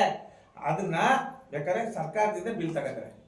ಇವತ್ತು ನೋಡಿ ಜಿಲ್ಲಾಧಿಕಾರಿಗಳ ಕಚೇರಿಲಿ ತಿಂಗಳಿಗೋ 3 ತಿಂಗಳಿಗೋ 4 ತಿಂಗಳಿಗೋ ಎಲ್ಲಾ ಮಹಾನೀಯರ ಜಯಂತಿ ಕರೀತಾರೆ. ಏನ್ ಸರ್? ಅಲ್ಲಿ ಟೀ ಕೊಡೋದು ಯಾವ್ದ್ರಲ್ಲಿ? ಪ್ಯಾಸ್ಲೆಟ್ ಮಾಡ್ತಾರೆ ಒಂದು. ಆಮೇಲೆ ಟೀಗೆ ಅದು ಬಿಲ್ ಹಾಕ್ತಾರೆ, ನೋಡಿದ್ರ್ಯಾ? ಮತ್ತೆ ಜಿಲ್ಲಾಧಿಕಾರಿಗಳು ಯಾವ ಪಾರದರ್ಶಕ ಕೆಲಸ ಮಾಡ್ತಾರೆ? ನಾವ್ ಎಷ್ಟು ಸತಿ ನಮ್ಮ ಮಾತಿಗೆ ಉತ್ತರ ಕೊಡಲ್ಲ. ಆಮೇಲೆ 1.5 ವರ್ಷ 2 ವರ್ಷದಿಂದ ಜಿಲ್ಲಾಧಿಕಾರಿಗಳು ಪ್ರತ್ಯೇಕವಾಗಿ ಯಾವುದೇ ಒಂದು ಸಂಘಟನೆಗಳನ್ನ ಇದ್ರಲ್ಲಿ ಯಾವುದು ನಾವು ಜಯಂತಿಗಳ ಪೂರ್ವಭಾವಿ ಸಭೆ ಕರಿತೀವಲ್ಲ, ಒಂದು ಸಭೆನೂ ಅವರು ಭಾಗವಹಿಸಿಲ್ಲ. ಎಲ್ಲ ADC ವಹಿಸ್ಕೊಡ್ತಾರೆ. ADC ಅವರು ನಗ್ನಗ್ತಾನೆ ಎಲ್ಲ ಮೀಟ್ರು ಏನ್ ಹೇಳಿ ನಾನು ಮಾಡ್ತೀನಿ ಇಷ್ಟೇ. ಅವರು ಯಾರೂ ಸಹ ಶಕ್ತಿ ಮೀರಿ ಕೆಲಸ ಮಾಡ್ತಾ ಇಲ್ಲ. ಅದರಿಂದ ಆಮೇಲೆ ಡ್ರಗ್ಸು ಏನ್ ಸಾ ಹೇಳಿ. ಎಷ್ಟು ಎಷ್ಟು ಕೋಟಿ ರೂಪಾಯಿ ಡ್ರಗ್ಸ್ ಸಿಕ್ತು ಸಾ ನಿಜವಾಗ್ಲೂ ಸಾಂಸ್ಕೃತಿಕ ನಗರದಲ್ಲಿ ಇದು ಡ್ರಗ್ ಸಿಟಿ ಆಗ್ಬಿಟ್ಟೈತೆ. ಹಾ ಡ್ರಗ್ ಸಿಟಿನೇ ಆಗ್ಬಿಟ್ಟೈತೆ. ಎಷ್ಟು ಸಿಕ್ತು ಸರ್, ಎಷ್ಟು ಕೋಟಿ ಸರ್, ಎಲ್ಲ ಹೊರ ರಾಜ್ಯದಿಂದ ಬಂದು ಇಲ್ಲಿ ರೇಡ್ ಮಾಡ್ಕೊಂಡು ಇಲ್ಲಿ ಬಂಧಿಸ್ಕೊಂಡು ಕರ್ಕೊಂಡು ಹೋಗ್ತಾ ಇದಾರೆ ಅಂದ್ರೆ ಇವರೆಲ್ಲ ಬಳೆ ತೊಟ್ಕೊಂಡು ಕೂತಿದಾರೆ ಅಂತ, ಇವ್ರಿಗೆಲ್ಲ ಸ್ವಾಭಿಮಾನನೇ ಇಲ್ವಾ ಅಂತ. ಸ್ವಾರ್ಥಕ್ಕೆ ಈ ರೀತಿ ಬದುಕಿದ್ರೆ ನಾನು ಹೇಳುತ್ತಲ್ಲ, ಇವತ್ತು ಅವ್ರು ಮಾಡೋ ಕರ್ಮಗಳು ಅವ್ರ ಮಕ್ಳು ಅನುಭವಿಸ್ಬೇಕಾಗುತ್ತೆ. ಸರ್ ಎಲ್ಲ ಸ್ಟೇಷನ್ ಕೂಡ ಹೋಮ್ ಗಾರ್ಡ್ಗಳನ್ನ ತಗೊಂಡಿದ್ದಾರೆ. ಹಾ. ಎಲ್ಲಿದ್ದಾರೆ ಸರ್ ಹೋಮ್ ಗಾರ್ಡ್ಗಳು? ಹಾ. 10 ಗಂಟೆ ಮೇಲೆ 11 ಗಂಟೆ ಮೇಲೆ ಎಲ್ಲೂ ಕೂಡ ಟ್ರಾಫಿಕ್ ಕಂಟ್ರೋಲ್ಗಳೇ ಇರಲ್ಲ, ಸಂಜೆ ಮೇಲೆ ರಾತ್ರಿ ಮೇಲೆ. ಆಮೇಲೆ ಈ ಸಂಚಾರಿ ಪೊಲೀಸರು ವಾಹನ ತಪಾಸಣೆ ಮಾಡ್ತಾರಲ್ಲ, ಅದೆಲ್ಲ ಅಕ್ರಮ, ಎಲ್ಲ ಕಾನೂನು ಬಹಿರ್ವಾಗಿ ಮಾಡ್ತಕ್ಕಂಥದ್ದು. ಬಾಡಿ ಕ್ಯಾಮ್ರಾ ಇಲ್ಲ, ಆ ರೋಡು ಎಷ್ಟು ಅಗಲ ಇರಬೇಕು, ಯಾವ ನ್ಯಾರದಲ್ಲಿ ಹಿಡಿಬೇಕು, ಅದು ಯಾವುದೂ ಇಲ್ಲ. ತಿರುಗಳಲ್ಲಿ ಅಲ್ಲೊಬ್ಬ ವಿಶಾಲ್ ಹೊಡೆಯಕ್ಕೆ ರೌಡಿಗಳ ಸಾರ್ ಕಳ್ರ ಜನ ಅಲ್ಲಕ್ಕ ನಿಮ್ ಜನ್ಮದ ಬೆಂಕಿ ಹಾಕ್ಯಾವ, ಮಾನ್ಗಟ್ಟವೆ ಕುಳ್ಗಟ್ಟವೆ ಎಲ್ಲಕ್ಕೂ ಟೋಟಲಿ ಸರ್ ನಾವು ಬೈತಾರದು. ಎಲ್ಲಾರು A to Z ಎಲ್ಲಾರು ಬರ್ಲಿ, ನಾನು ಒಬ್ಬನೇ ಪ್ರಶ್ನೆಗೆ ಉತ್ತರ ಕೊಡ್ತೀನಿ. ಇವತ್ತು ಪ್ಲಾಸ್ಟಿಕ್ ಪೇಪರ್ ದಂಧೆ ಎಷ್ಟು ವರ್ಷದಿಂದ ನಡೀತಾ ಇದೆ? ಎಷ್ಟು ವರ್ಷದಿಂದ ನಡೀತಾ ಇದೆ ಸರ್? ನಾವು ಹುಟ್ಟು ತಗೊಂಡು ನಡೀತಾ ಇದೆ. ನಾನು ನಿಲ್ಲಿಸ್ತೀನಿ ಆ ಶೇಟುಗಳು ಎಷ್ಟೋ ಅದೇ ಒಂದು ದೊಡ್ಡ ದಂಧೆ ಆಗ್ಬಿಟ್ಟೈತೆ. ಇವ್ರು ಹೋಗ್ತಾರೆ ವಾರಕ್ಕೂ 15 ದಿವಸಕ್ಕೂ ಒಂದ್ ಅಂಗಡಿ ರೇಡ್ ಮಾಡ್ತಾರೆ, ಅಲ್ಲಿ ದುಡ್ಡು ಕೊಟ್ರೆ ಬಿಟ್ಬಿಡ್ತಾರೆ. ನಾಮಕೋಸ್ತಾಗೆ ಈ ತಯಾರು ಮಾಡ್ತಾರಲ್ಲ ಪ್ಲಾಸ್ಟಿಕ್ ನ, ಅಲ್ಲಿ ಹೋಗಿ ಇವ್ರಿಗೆ ಯಾಕೋ ಧೈರ್ಯ ಇಲ್ವಾ, ದಮ್ ಇಲ್ವಾ, ತಾಕತ್ತಿಲ್ವಾ? ರಾಜೀನಾಮೆ ಕೊಡಿ, ನಿಮ್ ಜನ್ಮದ ಬೆಂಕಿ ಆಗವ್ರೆ. ನಿಮ್ಗೆ ದಕ್ಷತೆ ಪ್ರಾಮಾಣಿಕತೆ ಇಲ್ದಿದ್ಮೇಲೆ ನೀವು ಎಲ್ಲಿ ಪ್ಲಾಸ್ಟಿಕ್ ಉತ್ಪತ್ತಿ ಆಗುತ್ತೆ ಅದನ್ನೇ ನಿಲ್ಸಿದ್ರೆ ಪ್ಲಾಸ್ಟಿಕ್ ಹೆಂಗ್ ಬರ್ತದೆ ಇಲ್ಲಿಗೆ? ಅಮ್ಮಮ್ಮ ಅಂದ್ರೆ ಒಂದು 6 ತಿಂಗಳ ಬರ್ತದ, ಆಮೇಲೆ ನಿಂತೋಯ್ತದ. ಇವರು ಪ್ಲಾಸ್ಟಿಕ್ ತಯಾರು ಮಾಡೋರನ್ನ ಬಿಟ್ಬಿಟ್ಟು ಅವರೇ ಉಪಮುಖ್ಯಮಂತ್ರಿ ಮಾಡ್ತಾರೋ ಇಲ್ಲ ಮುಖ್ಯಮಂತ್ರಿನ ಮಾಡ್ತಾರೋ ನಮಗೆ ಗೊತ್ತಾಯ್ತಿಲ್ಲ. ಈಗ ನಾವೇನ್ ಅನ್ಬೇಕು? ಈಗ ನಿರಂತರವಾಗಿ ಪ್ಲಾಸ್ಟಿಕ್ ಮುಕ್ತ ಮೈಸೂರು ಮಾಡ್ಬೇಕು ಅಂತ ಹೊರಟವ್ರೆ. ಏನ್ ಸರ್, ಪ್ಲಾಸ್ಟಿಕ್ ಮುಕ್ತ ಚಾಮುಂಡಿ ಬೆಟ್ಟ ಮಾಡ್ತೀವಿ ಅಂತಾರೆ. ಯಾವ್ದಾರ ಒಂದು ಕಾರ್ಯಕ್ರಮದಲ್ಲಿ ನೋಡಿ ಅಧಿಕಾರಿಗಳು ಪ್ಲಾಸ್ಟಿಕ್ ಮುಕ್ತ ಅಂತ ಅಲ್ಲಿ ಜಾಹೀರಾತಿಗೆ ಹಾಕೊಂಡಿರ್ತಾರೆ. ಅಲ್ಲ, ಈ ರೀತಿ ಪ್ಲಾಸ್ಟಿಕ್ ಮುಕ್ತ ಹಾಕೊಂಡು ಜಾಹೀರಾತಿಗೂ ದುಡ್ಡು ತಗೋತೀರಿ, ಆ ಕಾರ್ಯಕ್ರಮ ನಡೆಯೋದಕ್ಕೂ 1 to ಡಬಲ್ ಬಿಲ್ ಮಾಡ್ಕೊತೀರಿ. ಎಲ್ಲಾ ತಾವು ಈ ರೀತಿ ಪ್ಲಾಸ್ಟಿಕ್ ಹೆಸರಿನಲ್ಲಿ ನೀವು ದಂಧೆ ಮಾಡ್ತಾ ಇದ್ರಲ್ಲ, ಯಾರು ಪ್ಲಾಸ್ಟಿಕ್ ನ ತಯಾರು ಮಾಡ್ತಿರೋದು? ಯಾರು? ಸಾಮಾನ್ಯ ಜನರ, ರೈತರು ಮಾಡ್ತಾವ್ರ? ಎಲ್ಲ ಗ್ರಾಮ ಪಂಚಾಯತಿ ಸದಸ್ಯ ಮಾಡ್ತಿರೋದು ಯಾರು? ಇಷ್ಟು ಇದನ್ನ ಭೇದಿಸಕ್ ಆಗ್ಲಿಲ್ಲ ಅಂದ್ರೆ ಎಲ್ಲ ಮುಖ್ಯಮಂತ್ರಿನೇ ಮಾಡ್ತಾ ಇರ್ಬೇಕು ಅಂತ ನಮ್ಗೆ ಕಳವಳ, ಉಪಮುಖ್ಯಮಂತ್ರಿ ಭಾಗಿಯಾಗಿರ್ಬೇಕು ಅಂತ ನಮ್ಗೆ ಕಳವಳ. ಇಲ್ಲ AS IPS ದೊಡ್ಡ ಅಧಿಕಾರಿಗಳೇ ಇರೋದ್ರಲ್ಲಿ ಭಾಗಿಯಾಗವ್ರೆ ಅಂತ ನಮ್ಗೆ ಮೇಲ್ನೋಟಕ್ಕೆ ಅನುಮಾನ ಮೂಡ್ತಾ ಇದೆ. ಮತ್ತೆ ಯಾವ ಆಧಾರದ ಮೇಲೆ ನೀವು ನಿಲ್ಸಿಲ್ಲ ಅಲ್ಲಿ? ಇಡೀ ಮೈಸೂರು ನಿಮ್ಗೆ ಧೈರ್ಯ ದಮ್ಮು ತಾಕತ್ತಿಲ್ಲ ಅಂದ್ರೆ, ನಿಮ್ಗೆ ನೈತಿಕತೆ ಇಲ್ಲ ಅಂದ್ರೆ, ನಮ್ಮ ಮೈಸೂರು ದೇವಂತ ಕನ್ನಡಿಗರ ಬಳಗಕ್ಕೆ ನೀವೇ ಲೆಟರ್ ಕೊಡ್ರಿ, ಒಂದು ಮನವಿ ಕೊಡ್ರಿ, ನಡೀರೇ ಹೋಗೋಣ, ತಯಾರು ಎಲ್ಲಿ ಮಾಡ್ತಾವ್ರೆ ಅಲ್ಲಿಗೆ ಹೋಗೋಣ ನಡ್ರಿ. ಇಲ್ಲ ಸುಮ್ಮನೆ ಯಾಕ್ರಿ ಜನಗಳ ಪ್ರಾಣ ಫುಟ್ಪಾತ್ ಅಲ್ಲಿ ಮಾವಿನ ಹಣ್ಣು ವ್ಯಾಪಾರ ಮಾಡೋರ ಹತ್ರ ಹೋಗಿ ಕಿತ್ಕೊಳ್ಳೋದು, ಆ ದ್ರಾಕ್ಷಿ ಮಾಡೋರ ಹತ್ರ ಹೋಗಿ ಕಿತ್ಕೊಳ್ಳೋದು, ಆ ಸೀಬೆ ಹಣ್ಣು ಮಾಡೋರ ಹತ್ರ ಹೋಗಿ ಕಿತ್ಕೊಳ್ಳೋದು, ಇದನ್ನ ಇವ್ರ ಪೌರುಷ? ಇದನ್ನ ಇವರ ಒಂದು ಪ್ರಾಮಾಣಿಕತೆ ಸರ್ಕಾರದ ಕೆಲಸ? ಏನ್ ಸಾ ನೋವಾಗಲ್ಲ ಸಾ, ಮಾತಾಡ್ಬೇಡ ಸಾ. ನಾವು ಇಷ್ಟೊಂದು ಪ್ರಾಮಾಣಿಕವಾಗಿ ಹೋರಾಟ ಮಾಡ್ತಾ ಇದ್ವಲ್ಲ, ಇವತ್ತವರೆಗೂ ನಮ್ಮ ಮೈಸೂರು ದೇವಂತ ಕನ್ನಡಿಗರ ಬಳಗಕ್ಕೆ ಒಬ್ಬ ರಾಜಕಾರಣಿ ಮೇಲೆ ಕರ್ಸಿಲ್ಲ, ಸರ್. ಯಾಕೆ? ನಾವು ಅರ್ಧಿಸ್ತೀವಿ, ನಾಳೆ ಅಷ್ಟೋ ಕೊಡ್ತಾರೆ, ಅವ್ರ ವಿರುದ್ಧ ನಾವು ಮಾತಾಡಕ್ಕಾಗಲ್ಲ. ರಾಜಕಾರಣ ಸವೇಶ ಮಾಡೋದೇ ಬೇಡ, ಒಳ್ಳೆ ಕೆಲಸ ಮಾಡಿದ್ರೆ ಸಾಮಾಜಿಕ ಜಾಲತಾಣದ ಮುಖಾಂತರ, ಮಾಧ್ಯಮಗಳ ಮುಖಾಂತರ ಅವ್ರಿಗೆ ಸ್ವಾಗತ ಕೊಡೋಣ, ಬೆಂಬಲ ನೀಡೋಣ. ಕೆಟ್ಟದ್ದು ಬಂದ್ರೆ ನೇರವಾಗಿ ಪ್ರಶ್ನೆ ಮಾಡೋಣ. ಆದ್ರೆ ಅವ್ರು ಸವೇಶ ಮಾಡಬಾರ್ದು ಅಂತ ನಾವು ನಮ್ಮ ಸಂಘಟನೆ ಉದ್ಘಾಟನೆ ಆಗ್ತಾವಳಿಂದ, ನಮ್ಮ ಸಂಘಟನೆ ಸ್ಥಾಪನೆ ಆಗ್ತಾವಳಿಂದ ಇವತ್ತವರೆಗೂ ಒಬ್ಬ ರಾಜಕಾರಣಿಯಿಂದ ನಮ್ಮ ವೇದಿಕೆ ಹಚ್ಚಿರೋದು ನೋಡಿದ್ವಿ. ಇಷ್ಟೊಂದು ಈ ರೀತಿ ನಡೀತಾ ಇದೆಲ್ಲ, ನಾವು ಮುಂದೆ ಏನಾಗ್ಬೋದು ಪರಿಸ್ಥಿತಿ? ಸೈಡ್ ರೋಡ್ ಪಾರ್ಕ್ ಜಾಗನ ಅಕ್ವೈರ್ ಮಾಡ್ಕೊಂಡೆ ಬಿಲ್ಡಿಂಗ್ ಕಟ್ತಾವಲ್ಲ ಸರ್ ಅಕ್ರಮವಾಗಿ. ಯಾವುದು ಕಣ್ಣನ್ ಹಾಸ್ಪಿಟಲ್ ಮುಂದೆನಾ? ಅವ್ ಯಾರು ನೆನ್ನೆ ಒಬ್ರು ನನಗೆ ಅಲ್ಲಿ ನಾನು ಕಣ್ಣನ್ ಹಾಸ್ಪಿಟಲ್ಗೆ ಹೋಗಿದ್ದೆ ರಕ್ತ ಪರೀಕ್ಷೆ ಮಾಡ್ಸಕ್ಕೆ. ಒಬ್ರು ಇದು ಅವ್ರದೇ ಸ್ವಂತ ಜಾಗ, ಸೈಟ್ ಇದು, ಯಾರೋ ಗೊತ್ತಿಲ್ಲದೆ ಪಾರ್ಕ್ ಅಂತ ಹೋರಾಟ ಮಾಡ್ತಾ ಇದಾರೆ. ಸ್ವಂತ ಜಾಗ ಯಾವ್ದು ಬ್ಲಡ್ ರವಿ ಅಂತ ಏನೋ ಹೇಳಿದ್ರು, ಗಿರೀಶ್ ಅವ್ರದ್ದು ಸ್ವಂತ ಜಾಗ ಅವ್ರು ಕಟ್ಕೊತಾ ಇದಾರೆ ಅಂತ ಮಾಹಿತಿ ಬಂತು. ಸ್ವಂತ ಜಾಗ ಆದ್ರೆ ನಾವೇನು ಮಾಡಕ್ಕಾಗಲ್ಲ. ಅಕ್ರಮವಾಗಿ ಕಟ್ಟಿದ್ರೆ ಬಹಿರಂಗ ಮಾಡ್ಬೇಕು. ಅಕ್ರಮವಾಗಿ ಯಾರೇ ಮಾಡಿದ್ರು ಅದನ್ನು ಕುಲಂಕುಷವಾಗಿ ತನಿಖೆ ಮಾಡೋದ್ರ ಮುಖಾಂತರ ಸರ್ಕಾರ ಅದನ್ನ ಬೇರೆ ಮಾಧ್ಯಮದಲ್ಲಿ ಅದು ವೈರಲ್ ಆಗಿದೆ. ಇವತ್ತು ಮೈಸೂರು ಸೆನ್ಸೇಷನ್ ಸುದ್ದಿ ಆಗಿದೆ. ಅದು ಒಂದು ಸುದರ್ಶನ್ ಸಿಲ್ಕ್ ಒಂದು, ಮತ್ತೆ ಅದೆರಡು ಇಡೀ ಮೈಸೂರು ಜಿಲ್ಲೆಯಲ್ಲಿ ಹರಿದಾಡ್ತಿರೋದು ಸೋಷಿಯಲ್ ಮೀಡಿಯಾದಲ್ಲಿ. ಸಿಗ್ಮಾ ಹಾಸ್ಪಿಟಲ್ ಈಗ ಹಳೆ ಇದ್ರಲ್ಲಿ ಈಗ ಒಂದು 30 ವರ್ಷದ ಹಿಂದೆ ಅದನ್ನ ವಿಡಿಯೋ ದಸರಾ ಪ್ರೊಸೆಷನ್ ಅದೇ ರೋಡಲ್ಲಿ ಹೋಗ್ತಿತ್ತು. ಆ ಹಳೆ ವಿಡಿಯೋದನ್ನ ಕರೆಕ್ಟಾಗಿ ಅಬ್ಸರ್ವ್ ಮಾಡಿದ್ರೆ ಸರ್ ಅಲ್ಲಿ ಪಾರ್ಕ್ ಇತ್ತೋ ಇಲ್ವೋ ಅನ್ನೋದನ್ನ ನೀಟಾಗಿ ಗೊತ್ತಾಗುತ್ತದೆ. ಅದು ಎಲ್ಲಾ ಒಂದು ಅದರಲ್ಲೂ DD9 ಅವ್ರ ಹತ್ರ ಖಂಡಿತವಾಗ್ಲೂ ಅದು ಪ್ರೂಫ್ ಇದೆ. DD9 ಮಾಧ್ಯಮದವ್ರ ಹತ್ರ, ಯಾಕಂದ್ರೆ ಅವ್ರು ಅವಾಗ ಮಾಡ್ತಿದ್ದು ಅವ್ರೊಬ್ರಿಗೆ ರೈಟ್ಸ್ ಇದ್ದಿದ್ದು ದಸರಾದಿದ್ದು. ಹಂಗಾಗಿ ಅದ್ರಲ್ಲಿ ತಗೋದ್ರೇನೆ ಗೊತ್ತಾಗೋಯ್ತದಲ್ಲ ಸರ್. ಕೂಲಂಕುಷವಾಗಿ ಈಗ ಮಾಧ್ಯಮಗಳಲ್ಲಿ ಪ್ರಸಾರ ಆದ್ಮೇಲೆ ಅದನ್ನ ಕೂಲಂಕುಷವಾಗಿ ಮುಂದಾಳತ್ವ ವಹಿಸ್ಕೊಂಡು ಹೋಗಿ ಪರಿಶೀಲನೆ ಮಾಡ್ಬೇಕಾಗಿರೋರು ಯಾರು? ಎರಡನೇದು ಮೈಸೂರು ನಗರ ಪಾಲಿಕೆ ಸಂಬಂಧಪಟ್ಟ. ಎರಡನೇದು ಮೂಡಾದವರೇ ಅದನ್ನ ಹಸ್ತಾಂತರ ಮಾಡಿದ್ದಾರೆ ಮಹಾನಗರ ಪಾಲಿಕೆಗೆ. ಹಂಗಿದ್ಮೇಲೆ ಅಲ್ಲಿ ಪಾರ್ಕ್ ಇಲ್ದೇನೆ ಅದನ್ನ ನಕಲಿ ದಾಖಲೆ ತಯಾರು ಮಾಡಿರೋದು ಅಷ್ಟು ಗೊತ್ತಾಗಲ್ಲ ಸರ್. ಪಾರ್ಕ್ ಇರೋದನ್ನ ಏಕಾಏಕಿ ಕಾಂಪ್ಲೆಕ್ಸ್ ಆಗುತ್ತೆ. ತಪ್ಪು ಅದು. ಅಂತ ಕಟ್ಟಡಗಳಿಗೆ ಅಧಿಕಾರಿಗಳ ಕುಮ್ಮಕ್ಕಿಲ್ಲದೆ ಅಷ್ಟು ಬೃಹತಾಕಾರದ ಕಟ್ಟಡಗಳು ಕಟ್ಟಕ್ಕೆ ಸಾಧ್ಯವಿಲ್ಲ. ಹೋಗ್ಲಿ, 3 ಅಂತಸ್ತಿನ ಜಾಗ ಕಟ್ಟೋದಕ್ಕೆ ಪರ್ಮಿಷನ್ ಇದೆಯಾ ಅಲ್ಲಿ? ಏನ್ ಮಾಡ್ತಾ ಇರೋದು ಇಲ್ಲಿ? ಈಗ ಅಧಿಕಾರಿಗಳು ದೊಡ್ಡ ಕಳ್ಳರಾಗ್ಬಿಟ್ಟಿದ್ದಾರೆ. ಈಗ KSRTC ಬಸ್ ಸ್ಟ್ಯಾಂಡ್ ಮುಂಭಾಗ ಮೂತ್ರ ವಿಸರ್ಜನೆ ಮಾಡ್ತಾರೆ ಅಂದ್ಬಿಟ್ಟು ಗ್ಲಾಸ್ ಹಾಕಿದ್ರು. ಗ್ಲಾಸ್ ಅದು 1 ವಾರ 15 ದಿವಸ ಸಂಪೂರ್ಣವಾಗಿ ಗ್ಲಾಸ್ ಅಂತ ತಿಳ್ಕೊಂಡ್ಬಿಟ್ಟಿದ್ರು ಜನ. 2 ಶೌಚಾಲಯ ಇದೆ, ಒಂದ್ ಈ ಕಡೆ ಒಂದನ್ನ ಸಂಪೂರ್ಣವಾಗಿ ಮುಚ್ಚಿಬಿಟ್ಟಿದ್ದಾರೆ. ಇನ್ನೊಂದ್ರಲ್ಲಿ ದುಡ್ಡು ಕೊಟ್ಬಿಟ್ಟು ಹೋಗ್ಬೇಕು. ಒಬ್ರು ಇಬ್ರು ಹೋಗ್ಬಿಟ್ಟು ಈಚೆಗೆ ಬರಗಂಟೆ ಅರ್ಧ ಗಂಟೆ ಬೇಕು. ಎಲ್ಲ ಅಲ್ಲಿ ಮದ್ಯಪಾನ ಮಾಡೋರು ಏಕ ಬಾರ್ಗಳೇ ಇರೋದಲ್ಲಿ. ಬಾರ್ಲಿ ಮದ್ಯಪಾನ ಮಾಡೋರು ಅರ್ಧ ಗಂಟೆ ಬೇಕು ಉಚ್ಚೋಕೆ. ಆ ಉಚ್ಚೋಗ್ಬಿಟ್ಟು ಈಚೆ ಬರಗಂಟ ಇನ್ನೊಂದಿಬ್ರು 3 ಜನ ನಿಂತಿರೋರು ಏನ್ ಮಾಡ್ತಾರೆ? ಅಲ್ಲಿ ಹೋಗಿ ನಿಂತ್ಬಿಟ್ಟು ಓದ್ಬಿಟ್ಟು ಬರ್ತಾರೆ. ಅದನ್ನ ತಪ್ಪಿಸ್ಬೇಕಾದ್ರೆ ಏನ್ ಮಾಡ್ಬೇಕು ನಗರ ಪಾಲಿಕೆಯವರು? ಇನ್ನೊಂದು ಇದೆಯಲ್ಲಪ್ಪ, ಅದನ್ನ ಸ್ವಚ್ಛತೆ ಮಾಡಿ ಅಲ್ಲಿ ಒಬ್ಬರನ್ನ ನೇಮಿಸ್ಬೇಕು. ಇವ್ರು ಜನಕ್ಕೆ ಬೆಂಕಿ ಹಾಕಿ ಇವ್ರೇನ್ ಮಾಡವ್ರೆ, ಯಾವನೋ ದೊಡ್ಡ ಕಳ್ಳ ಅಂತ ಕಾಣಿಸುತ್ತೆ, ಮಿರರ್ ಹಾಕ್ಬಿಟ್ಟ ಕನ್ನಡಿ ಅಂದ್ಬಿಟ್ಟು ಒಂದು ಸಿಕ್ತಿ ಮಾಡ್ಬಿಟ್ಟು ಏಕ ಹಾಕ್ಸ್ಬಿಟ್ಟ. ಅದು ಇದೆಲ್ಲ ಯೋಜನೆ ಅಧಿಕಾರಿಗಳಿಗೆ ಅದೇನು 9.5 ಲಕ್ಷಕ್ಕೆ ಅಂತ ನಮ್ಮ ಸುದ್ದಿ ಒಂದು ಚಾನಲ್ ಅವರು 9.5 ಲಕ್ಷ ಬಿಲ್ ಮಾಡಿದ್ದಾರೆ ಅಂತ ಹೇಳಿದ್ರು. 9.5 ಲಕ್ಷ ಮಾಡೋ ಬದ್ಲಿ ನೀವು ಈಚೆಗೆ ಈ ಕಡೆ ಶೌಚಾಲಯನ ಸ್ವಚ್ಛತೆ ಮಾಡಿ ರೆಡಿ ಮಾಡಿದ್ರೆ ಅದು 9.5 ಲಕ್ಷ ಸಾರ್ವಜನಿಕರು ದುಡ್ಡು ಉಳಿತಿತ್ತ. ಇನ್ನೊಂದು ಮಾಡ್ಲಿ ಬಿಡಿ, ಅದೇ ದುಡ್ಡಲ್ಲಿ ಇನ್ನೊಂದು ಮಾಡ್ಬೋದು ಆ ಕಡೆ. ಆಯ್ತು, ಆಮೇಲೆ ಆ ಗ್ಲಾಸ್ ಹೋಗಿ ನೋಡ್ತೀನಿ ಅಂತೀನಿ, ಪಳಕ ಪಳಕ ಪಳಕ ಅಂತೈತೆ. ಆಮೇಲೆ ಆ ಗ್ಲಾಸು ಅದು ಊರ್ಜಿತವಲ್ಲ. ಈಗ ಮಾಮೂಲಿ ಕಬ್ಬನಪ್ಪನಿಗೆ ತುಕ್ಕಿ ಹಿಡಿದು ಹೋಗ್ಬಿಡ್ತವೆ ಸುಮಾರು ಪ್ಲಾಸ್ಟಿಕ್. ಒಂದ್ ಇಲ್ಲ ಕಲ್ಲು ಹೊಡೆದ್ರೆ ಏನಾಗಲ್ಲ ಅದು.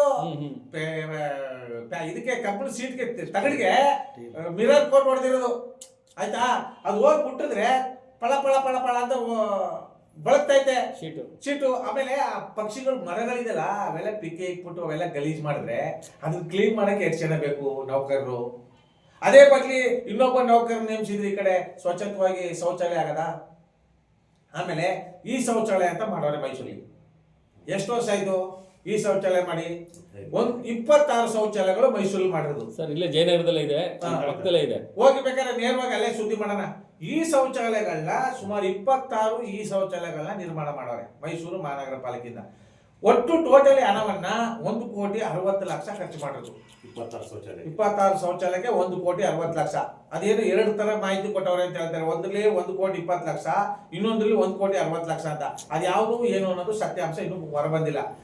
ಅದು ಕನಿಷ್ಠ ಪಕ್ಷ 30,000ದಿಂದ 35,000 50,000 ರೂಪಾಯಿ ಒಳಗೆ ಮುಗಿದೋಯ್ತು. 1,60,00,000 ಯಾವ ಆಧಾರದ ಮೇಲೆ ಮಾಡಿದ್ರು ಅಧಿಕಾರಿಗಳು? ಹಾಗಾದ್ರೆ ಈ ಜನ ಸಾರ್ವಜನಿಕರ ದುಡ್ಡ ಇಷ್ಟೊಂದು ಪೋಲ್ ಮಾಡ್ತಾ ಇದಾರಲ್ಲ, ಇವ್ರಿಗೆ ಮುಗ್ದಾರ ಹಾಕೋರು ಯಾರು? ಇವ್ರನ್ನ ಕಂಟ್ರೋಲ್ ಮಾಡೋರು ಯಾರು? ಸರ್, ಆಡಳಿತ ಪಕ್ಷ ಬಿಡಿ, ವಿರೋಧ ಪಕ್ಷರು ಏನ್ ಮಾಡ್ತಾ ಇದಾರೆ? ವಿರೋಧ ಪಕ್ಷದವರು ಆಡಳಿತ ಪಕ್ಷ ಜೋತ್ಕೊಂಡು ರಿಯಲ್ ಎಸ್ಟೇಟ್ ಮಾಡ್ತಾ ಇದಾರೆ. ದೊಡ್ಡ ದಂಧೆ. ಅಳಿಯ ಅಲ್ಲ ಮಗಳ ಗಂಡ ಅಷ್ಟೇ. ನೀವು ಹೊಡೆದಂಗಲ್ಲ, ನೀವು ಹೊಡೆದಂಗ್ ಮಾಡು, ನಾ ಹತ್ತಂಗ್ ಮಾಡ್ತೀನಿ. ವಿರೋಧ ಪಕ್ಷದವ್ರಿಗೆ ಗಿಡ ಕಟ್ ಮಾಡಿ ಟಗರುಗಳು ಹಾಕ್ಬಿಟ್ಟವ್ರೆ ವಿರೋಧ ಪಕ್ಷದವ್ರು. ಆಡಳಿತ ಪಕ್ಷದವ್ರೇ ಆಗವ್ರೆ ಅಂದ್ರೆ ಇನ್ನು ವಿರೋಧ ಪಕ್ಷದವ್ರಿಗೆ ಮಾನ ಮರ್ಯಾದೆ ಇದೆಯಾ? ಎಲ್ಲಿದೆ ಹೇಳಿ? ಎಲ್ಲ ಒಳ ಒಪ್ಪಂದ. ಇವತ್ತು ಪ್ರಾಮಾಣಿಕವಾಗಿ ಇವತ್ತು ಏನು ವಿರೋಧ ಪಕ್ಷದಲ್ಲಿ ಕೂತಿದ್ದಾರೆ ಅವ್ರಿಗೆ ಒಂದು ಸಾರಿ ನಾವು ಚಾನ್ಸ್ ಕೊಟ್ಟಿದ್ವಲ್ವಾ? ಮತದಾರ ಬಂಧುಗಳು ಅವ್ರನ್ನ ಆಯ್ಕೆ ಮಾಡಿದ್ವಲ್ವಾ? ಅವ್ರು ಪ್ರಾಮಾಣಿಕವಾಗಿ ಮೋದಿ ಹೆಸರು ಹೇಳ್ಕೊಂಡು ನಿಯತ್ತಾಗಿ ಕೆಲಸ ಮಾಡಿದ್ರೆ ಇವತ್ತು ಸಿದ್ದರಾಮಯ್ಯನವರು ಮುಖ್ಯಮಂತ್ರಿ ಎಲ್ಲ ಆಗ್ತಿದ್ರು. ಏನ್ ಸರ್ 8 ವರ್ಷ ಆಡಳಿತ ಹೆಂಗ್ ಮಾಡಕ್ಕಾಯ್ತಿದ್ರು ಸರ್? ಇವರು ಪ್ರಾಮಾಣಿಕವಾಗಿ ವಿರೋಧ ಪಕ್ಷದಲ್ಲಿ ಯಾರು ಕೂತಿದ್ರೆ ಆಡಳಿತ ಪಕ್ಷ ಅಧಿಕಾರದಲ್ಲಿ ಇರಕ್ಕಾಯ್ತಿರ್ಲಿಲ್ಲ. ಇವರು ಒಳ ಒಪ್ಪಂದದಿಂದ, ಇವರು ಮುಂದಿನ ಆಲೋಚನೆಯಿಂದ ಇವತ್ತು ವಿರೋಧ ಪಕ್ಷನೂ ಸತ್ತೋಗಿದೆ. ಆಡಳಿತ ಪಕ್ಷ ಅಂತೂ ನಾನು ಇರೋ ತನಕ ನೀವೇನ್ ಬೇಕಾದ್ರೂ ಮಾಡ್ಕೊಳ್ಳಿ. ಸರ್, ಇವತ್ತಿನ ಬೆಳವಣಿಗೆಗಳಲ್ಲಿ ಹ್ಮ್. ಈಗ ಬಂದಿರೋಂಥ ಹೊಸ ಮುಖ್ಯಮಂತ್ರಿ ಹ್ಮ್. ಉಚಿತ ಪಾಸ್ ಬಗ್ಗೆ ಮಾತಾಡಿದ್ದಾರೆ. 6 ಮುಖ್ಯ ವಿಚಾರಗಳ ಬಗ್ಗೆ ಮಾತಾಡಿದ್ದಾರೆ. ಅದರಲ್ಲಿ ಮುಖ್ಯವಾಗಿ ನಾವು ಮಾತಾಡಬೇಕಾದ ವಿದ್ಯಾರ್ಥಿ ಪರವಾಗಿ ಹೌದು. ತಮ್ಮ ಅಭಿಪ್ರಾಯ. ನೋಡಿ, ವಿದ್ಯಾರ್ಥಿಗಳಿಗೆ ಉಚಿತವಾಗಿ ಕೊಡೋದು ನಾವು ಸ್ವಾಗತಿಸ್ತೇವೆ. ಈ ಮಹಿಳೆಯರು ಕೊಟ್ಟಿದ್ದಾರಲ್ಲ ಈ ಫ್ರೀ ಬಸ್ನ ತೆರವುಗೊಳಿಸಿ. 2,000 ಕೊಡ್ತಿದ್ದಾರಲ್ಲ ಅದನ್ನು ನಿಲ್ಲಿಸಿ. ಮತ್ತೆ ಇನ್ಯಾವ ಸರ್, ಗೃಹಲಕ್ಷ್ಮಿ ಯೋಜನೆ, ಗೃಹ ನಿಧಿ, ಯುವ ನಿಧಿ ಯುವ ನಿಧಿನೂ ಬೇಡ ಸರ್. ಕೆಲಸ ಕೊಟ್ರೆ ಯುವ ನಿಧಿ ಯಾಕೆ ಸರ್ ಬೇಕು? ಉದ್ಯೋಗ ಸೃಷ್ಟಿ ಮಾಡಿದ್ರೆ ಯುವ ನಿಧಿ ಯಾಕೆ ಬೇಕು? ಆ ಕೆಲ್ಸಕ್ಕೆ ಹೋಗಿ ಇರೋ ದುಡ್ಲೇ ಬಿಡಿ ಸಿಗರೇಟ್ ಸೇರ್ಕೊಂಡು ಹೆಂಗೋ ಅಲ್ಲಿ ಇಲ್ಲಿ ಓಡ್ಕೊಂಡು ಪಾರ್ಟ್ ಟೈಮ್ ಕೆಲಸ ಮಾಡ್ಕೊಂಡು ಓಡಾಡಕ್ ಆಗ್ತದೆ. ಇವತ್ತು ಪ್ರಾಮಾಣಿಕವಾಗಿ ಸಿದ್ದರಾಮಯ್ಯ ಈ ನಮ್ಮ DK ಶಿವಕುಮಾರ್ ಮೇಲೆ ಸಾವಿರಾರು ಲಕ್ಷಾಂತರ ಗಟ್ಟಲೆ ಅಪವಾದಗಳಿವೆ. ಏನ್ ಸರ್, ಬೇಕಾದಷ್ಟು ವಿರೋಧಗಳಿವೆ. ಅವ್ರು ಅದೇ ತರ ನಡೆದು ಬಂದಿದ್ದಾರೆ. ಮುಂದಕ್ಕೆ ಬದಲಾವಣೆ ಆಗಬೇಕು ಅಂದ್ರೆ ಏನು 5 ಪಂಚ ಯೋಜನೆಗಳಿದೆ ಎಲ್ಲನೂ ತೊರಗೊಳಿಸಿ, ಯುವಕರಿಗೆ, ಹಿರಿಯ ನಾಗರಿಕರಿಗೆ ಉಚಿತ ಬಸ್ ಮಾಡಿ, ಎಲ್ಲ ಆಸ್ಪತ್ರೆಗಳಲ್ಲಿ ಉಚಿತ ಚಿಕಿತ್ಸೆ, ಎಲ್ಲ ಯಾವ ಶ್ರೀಮಂತರಾರ ಮಾಡಿಸ್ಕೊಳ್ಳಿ, ಬಡವರಾರ ಮಾಡಿಸ್ಕೊಳ್ಳಿ, A to Z ಎಲ್ಲರಿಗೂ, ಎಲ್ಲಾ ಸಮಾಜದವ್ರಿಗೂ, ಎಲ್ಲ ಅವ್ರು ಕೋಟಿಗನೇ ಇರ್ಲಿ, ಪ್ರೈವೇಟ್ ಅಂಡ್ ಗೌರ್ಮೆಂಟ್ ಎರಡೂ, ಗೌರ್ಮೆಂಟ್ ಅಲ್ಲಿ ಪ್ರೈವೇಟ್ ಅಲ್ಲಿ ಸಂಬಂಧಪಟ್ಟಾಗೆ ಅದೇನಿದೆ ಅವ್ರು ಏನ್ ಮಾಡಿದ್ರೆ ರೂಲ್ಸ್ ಏನಿದೆ ಅದ್ರ ಪ್ರಕಾರ ಮಾಡ್ಲಿ. ಆಯ್ತಾ? ಶಿಕ್ಷಣ, ಇವತ್ತು ಶಿಕ್ಷಣ ನಡೀತಾ ಇರೋದು ಯಾರ್ದು? ಎಲ್ಲ MP-ಗಳದು, MLA-ಗಳದು, ಸಚಿವರುಗಳದು. ಎಲ್ಲಿ ಇವರು ಶಿಕ್ಷಣ ಉಚಿತವಾಗಿ ಕೊಡಕೈತಿದೆ? ಕೊಡಿ ಉಚಿತ ಶಿಕ್ಷಣ, ಉಚಿತವಾಗಿ ಶಿಕ್ಷಣ ಕೊಡಿ. ಉಚಿತವಾದಂತ ವಿದ್ಯಾರ್ಥಿಗಳಿಗೆ ಏನ್ ಸವಲತ್ತು ಇದೆ ಎಲ್ಲ ಕೊಡಿ. ಇವತ್ತು ಖಾಸಗಿ ಶಿಕ್ಷಣ ಮಾಡ್ಕೊಂಡು ಸರ್ಕಾರಿ ಶಿಕ್ಷಣಗಳನ್ನ ನಶಿಸೋಗಂಗ್ ಮಾಡ್ತಿರೋದು ಯಾರು? ಈ MP MLA-ಗಳೇ. ಒಬ್ಬೊಬ್ಬ MP MLA-ಗಳದು 7 8 10 ಶಿಕ್ಷಣ ಸಂಸ್ಥೆಗಳಿವೆ. ಅದರಿಂದ ಸರ್ಕಾರ ದೃಢ ನಿರ್ಧಾರ ಮಾಡಕ್ ಆಗ್ತಿಲ್ಲ, ಸರ್ಕಾರ ಬಿದ್ದೋಗುತ್ತೆ ಅಂತ. ಅಂದ್ರೆ ಒಬ್ಬ ಆಡಳಿತ ಪಕ್ಷದ ಮುಖ್ಯಮಂತ್ರಿಯಾಗಿ MP MLA-ಗಳು ಶಿಕ್ಷಣ ಸಂಸ್ಥೆಗಳು ಜಾಸ್ತಿ ಇರೋದ್ರಿಂದ ಕಠಿಣವಾದಂತ ಕ್ರಮ ತಗೊಳಕ್ ಆಗಲ್ಲ ಅಂತ ಒಪ್ಕೋಬೇಕು ಅವರು. ಈಗ ಮುಖ್ಯವಾಗಿ ಪೊಲೀಸ್ ಇಲಾಖೆ ಬಗ್ಗೆ IAS IPS ಅಧಿಕಾರಿಗಳನ್ನ ಕರೆದು ಶಿವಕುಮಾರ್ ಅವರು ಮಾತಾಡಿದ್ರು. ಕಟ್ಟುನಿಟ್ಟಾದಂತ ಒಂದು ಸ್ಕ್ವಾಡ್ ಮಾಡಿ, ಒಂದು ತಂಡ ಮಾಡಿ, ರೌಡಿಗಳನ್ನ ಎಲ್ಲರನ್ನೂ ಕೂಡ ಮಟ್ಟ ಹಾಕ್ಬೇಕು, ಮತ್ತೆ ರೌಡಿ ಶೀಟರ್ಗಳು ಯಾರ್ಯಾರು ಲೀಸ್ಟ್ ಮಾಡಬೇಕು, ಮತ್ತೆ ಅವ್ರಿಗೆ ಒಂದು ಮಾರ್ಚ್ ಕೂಡ ಮಾಡ್ಬೇಕು ಸ್ಟೇಷನ್. ನಿಜಲ್ಲ ಆಗುತ್ತೆ ಸರ್ ಅದು? ನೋಡಿ, ರೌಡಿಗಳನ್ನ ಮಟ್ಟ ಮಾಡ್ತಾರೋ, ರೌಡಿಗಳ ಬುದ್ಧಿ ಕಳಿಸ್ತಾರೋ, ಕಾನೂನು ಸುವ್ಯವಸ್ಥೆ ಕಾಪಾಡ್ತಾರೋ ಗೊತ್ತಿಲ್ಲ. ಅವ್ರಿಗೆ ಸ್ವಾತಂತ್ರ್ಯ ಕೊಡ್ರಿ. ಮೊದಲು ಇಲಾಖೆಗೆ ಸ್ವಾತಂತ್ರ್ಯ ಕೊಡಿ. ನಿಮ್ಮನ್ನ ಗುಲಾಮರಾಗಿ ಬಳಸ್ಕೋಬೇಡಿ, ನಿಮ್ಮ ಕೈ ವಶ ಮಾಡ್ಕೋಬೇಡಿ. ಅವ್ರಿಗೆ ಸಂಪೂರ್ಣ ಸ್ವಾತಂತ್ರ್ಯ ಕೊಡಿ. ಅವ್ರ ಕಾನೂನು ಸುವ್ಯವಸ್ಥೆ ಕಾಪಾಡೋದು ಅವ್ರಿಗೆ ಗೊತ್ತಿದೆ. ಅವ್ರನ್ನ ಕಪ್ಪೆ ಮುಚ್ಚಲು ಕಟ್ಟಾಗ್ತಿರೋದು ಯಾರು? ಅಲ್ಲಿ ಅಕ್ರಮ ಜಮೀನು ಭೂ ಒತ್ತುವರಿ ಆಯ್ತು ಅಂದ್ರೆ ಕಂಟ್ರೋಲ್ ಮಾಡ್ತಿರೋದು ಯಾರು? ಅಲ್ಲಿ ಭೂ ಮಾಫಿ ಆಯ್ತು ಅಂದ್ರೆ ಕಂಟ್ರೋಲ್ ಮಾಡ್ತಿರೋದು ಯಾರು? ಅಲ್ಲಿ ಕೆರೆ ಕಟ್ಟೆಗಳು ಸಾರ್ವಜನಿಕರು ಹೋರಾಟ ಮಾಡಿದಾಗ ಕಂಟ್ರೋಲ್ ಮಾಡ್ತಿರೋದು ಯಾರು? ರಾಜಕಾರಣಿಗಳೇ. ಮೊದಲು ಸರ್ಕಾರಿ ಪೊಲೀಸ್ ಅಧಿಕಾರಿಗಳು ಅವ್ರು ಕಟ್ಟಿಟ್ಟ ಕೆಲಸ ಮಾಡ್ತಾರೆ, ಆದ್ರೆ ಅವ್ರಿಗೆ ಸ್ವಾತಂತ್ರ್ಯ ಕೊಡಿ. ಸ್ವಾತಂತ್ರ್ಯ ಕೊಟ್ಟು ನೋಡಿ, ಆಮೇಲೆ ನೋಡೋಣ. ಆಮೇಲೆ ಸ್ವಾತಂತ್ರ್ಯ ತಕ್ಕನಾಗ ಅವ್ರು ನಡ್ಕೊಳ್ಳಿಲ್ಲ ಅಂದ್ರೆ ಸಸ್ಪೆಂಡ್ ಮಾಡಿ, ಕೆಲಸದಿಂದ ವಜಾ ಮಾಡಿ. ಆ ತಾಕತ್ತಿರ್ಬೇಕು. ಕಂಟ್ರೋಲ್ ಮಾಡಿ ದೊಡ್ಡದಲ್ಲ, ಸ್ವಾತಂತ್ರ್ಯ ಕೊಡ್ಬೇಕು. 90% ಇವತ್ತು ಮತದಾರರ ಜಾಗೃತಿ ಇಲ್ವಲ್ಲ ಸರ್ ಈ ದೇಶದಲ್ಲಿ. ಏಕ ಚಕ್ರಾಧಿಪತಿ ತರ ಒಬ್ರು ರಾಷ್ಟ್ರಪತಿ ಆಯ್ಕೆ ಆಗೋದು ನನ್ನ ಅಭಿಪ್ರಾಯ. ನಿಮ್ಮ ಅಭಿಪ್ರಾಯ ಏನಂತೀರಾ ಸರ್? ನೋಡಿ ಸರ್, ಸಂವಿಧಾನ ಏನ್ ಹೇಳ್ತದೆ ಆ ಆಧಾರದ ಮೇಲೆನೆ ನಾಯಕರಾಗಬೇಕು, ಸೇವಕರಾಗಬೇಕು. ಮಧ್ಯದಲ್ಲಿ ಏನಿ ಇಲ್ದೇನೆ ಮೆಟ್ಲತ್ಕೊಂಡು ನಾನು ತಾರ್ಸಿ ಹತ್ತೀನಿ ಇದ್ರಲ್ಲ, ಅವೆಲ್ಲ ಅವೈಜ್ಞಾನಿಕವಾಗಿ, ಅವೆಲ್ಲ ಸಂವಿಧಾನ ವಿರೋಧಿ ಕೆಲಸ. ಸಂವಿಧಾನಬದ್ಧವಾಗಿ, ಕಾನೂನುಬದ್ಧವಾಗಿ, ಕಾನೂನು ಏನು ಹೇಳ್ತಿದೆ, ಸಂವಿಧಾನ ಏನು ಹೇಳ್ತಿದೆ ಅದರಡಿಯಲ್ಲಿ ಕೆಲಸ ಮಾಡೋ ಅಂತವ್ರನ್ನ ನಾವು ಸ್ವಾಗತಿಸ್ತೀವಿ. ಅದರಡಿಯಲ್ಲಿ ಕೆಲಸ ಮಾಡಿದ್ರೆ ಅಡ್ಡದಾರಿಯಿಂದ ಕೆಲಸ ಮಾಡ್ತಾರಲ್ಲ ಅವ್ರು ಯಾರೇ ಆಗಲಿ ನಾವು ವಿರೋಧ ಮಾಡ್ತೀವಿ ಸರ್. ಇವತ್ತು ಮತದಾರರ ಬಗ್ಗೆ ಹೇಳ್ತೀರಿ ನೀವು. ಇವತ್ತು ನಾನು ನೇರವಾಗಿ ಒಂದು ಮಾತು ಹೇಳ್ತೀನಿ. ಅಧಿಕಾರಿಗಳನ್ನ ಒಂದು ವರ್ಷದೊಳಗೆ ಬಗ್ಗೆ ಅವ್ರನ್ನ ಸದೆ ಬಡಿಯಕ್ಕಾಗಲ್ಲ ಸರ್. ಒಂದು ವರ್ಷದೊಳಗೆ ಅವ್ರನ್ನ ಸದೆ ಬಡಿಬೋದು. ಒಂದು ತಿಂಗಳು ಅಲ್ಲ, ಒಂದು ವರ್ಷ ತಗೊಳ್ಳೋಣ, ಮೂಲೆ ಮುಟ್ಕು ಎಲ್ಲ. ರಾಜಕಾರಣಿಗಳ ಒಂದು ಚುನಾವಣೆ ಬದಲಾವಣೆ ಮಾಡ್ಬೋದು. ನಮ್ಮ ಜನರನ್ನ ಬದಲಾವಣೆ ಮಾಡೋಕ್ಕಾಗ್ತಿಲ್ಲ ಸರ್. ಜಾತಿ ನೋಡ್ತಾರೆ, ಪಕ್ಷ ನೋಡ್ತಾರೆ. BJP ಅವ್ರು ಎಷ್ಟು ಕೊಟ್ರು, ಕಾಂಗ್ರೆಸ್ ಅವ್ರು ಎಷ್ಟು ಕೊಟ್ರು, JDS ಅವ್ರು ಎಷ್ಟು ಕೊಟ್ರು, ಯಾರು ವೋಟ್ ಹಾಕ್ಬೇಕು ಅಂತ ಅವರೇ ಡಿವೈಡ್ ಮಾಡ್ತಾರೆ ಮನೆ ಒಳಗೆ. ಈ ತರ ಪರಿಸ್ಥಿತಿ ನಿರ್ಮಾಣ ಇದೆ. ಆಮೇಲೆ ಈ ಎಲ್ಲ ಕೈಗೊಟ್ಟದ ಮೇಲೆ ಭ್ರಷ್ಟಾಚಾರನ ತಡೆಯಕ್ಕೆ ಅವ್ರ ಕೈಲಿ ಎಲ್ಲ ಐತಿದೆ. ಇವತ್ತು ಉದಾಹರಣೆಗೆ ನೇರವಾಗಿ ಸಿದ್ದರಾಮಯ್ಯನ ತಗೊಳ್ಳೋ, ನಾವು ಸಣ್ಣ ಪುಟ್ಟವ್ರನ್ನ ತಗೊಳ್ಳೋದು ಬೇಡ. ಸಿದ್ದರಾಮಯ್ಯನವರು MLA ಸ್ಥಾನಕ್ಕೆ ಚುನಾವಣೆ ನಿಂತಿದ್ರು. ಅವರ ಹಿಂದೆ ಮುಂದೆ ಇರ್ತಕ್ಕಂಥ ಕಾರ್ಯಕರ್ತರು ಎಷ್ಟು ಜನ ಕೆಲಸ ಮಾಡಿರ್ಬೋದು? ವರ್ಣ ಕ್ಷೇತ್ರದಲ್ಲಿ ಎಷ್ಟು ಜನ ಕೆಲಸ ಮಾಡಿರ್ಬೋದು? ಸಾವಿರಾರು ಜನ ಮಾಡಿರ್ತಾರೆ. ಓಟ್ ಎಷ್ಟಿದೆ? ಲಕ್ಷಾಂತರ ಓಟ್ ಇದೆ. ಲಕ್ಷಾಂತರ ಓಟ್ ಇದೆ. 7-8 ಸಾವಿರ ಜನ ಕಾರ್ಯಕರ್ತರಿಗೆ ಲಕ್ಷಾಂತರ ಜನ ಮತದಾರರು ಎದುರ್ಕೊತಾ ಇದ್ದಾರೆ ಅಂದ್ರೆ ಅವರ ಬೇಜವಾಬ್ದಾರಿತನ, ಅವರ ಜಾತಿ ಹುಚ್ಚು, ಅಭಿಮಾನದ ಹುಚ್ಚು, ಆಸೆ ಆಕಾಂಕ್ಷೆಗಳ ಬಲಿಯಾಗಿರೋದ್ರಿಂದ ನಾವು 10 ಲಕ್ಷ ಜನ, ಲಕ್ಷಾಂತರ ಜನ ಕೇವಲ ಬೆರಳಿಕೆ ಅಷ್ಟು ಕಾರ್ಯಕರ್ತರಿಗೆ ಅಂದ್ರೆ ಎಡಬಲ ಇರ್ತಾರಲ್ಲ ಇವತ್ತು ಎಲ್ಲರಿಗೂ ಬಾತು, ಪಲಾವು, ಬಿರಿಯಾನಿ 1000 ರೂಪಾಯಿ, 2000 ರೂಪಾಯಿ, 3 ರೂಪಾಯಿ ಹಂಚಿರ್ತಾರಲ್ಲ, ಅವ್ರು ಅಲ್ಲಿ ಓಡಾಡ್ತಿರೋದು ನಿರಂತರವಾಗಿ ಅವ್ರನ್ನ ಈಸ್ಕೊಂಡಿರ್ತಾರಲ್ಲ, ಇವ್ರು ಹೆಂಗ್ ಪ್ರಶ್ನೆ ಮಾಡಕ್ಕಾಗುತ್ತೆ? ಕೊಟ್ಟಲ್ಲಮ್ಮ, ವಾ ಸರಿಕ ಬಿಡು, ಈಸ್ಕೊಬಿಟ್ಟು ಕೆಲಸ ಮಾಡು ಅಂದ್ರೆ ಇನ್ನು ಅಲ್ಲೇನು ಮಾತಾಡ್ತಾರೆ ಅವರು? ಅಲ್ಲೇ ಅವ್ರಿಗೆ ಮುಗ್ದಾರ ಕಟ್ ಮಾಡೋದಂಗಾಯ್ತು. ಇದರಿಂದ ಇವತ್ತು ನೋಡಿ ಬನ್ನಿ, ಬೇಕಾದ್ರೆ ಚುನಾವಣೆ ಬಂದಾಗ ನನ್ನ ಏರಿಯಾದಲ್ಲಿ 2 ಬೀದಿಗೆ ಯಾವ ರಾಜಕಾರಣಿಗಳು ಬರಲ್ಲ ದುಡ್ಡು ಹಂಚಕ್ಕೆ. ಯಾವುದೇ ಆಗಲಿ, ಯಾವ ಆಸೆ ಆಕಾಂಕ್ಷೆಗೂ ಬಲಿ ಮಾಡೋಕ್ಕೆ ಯಾರು ಬರಲ್ಲ ಅಲ್ಲಿ.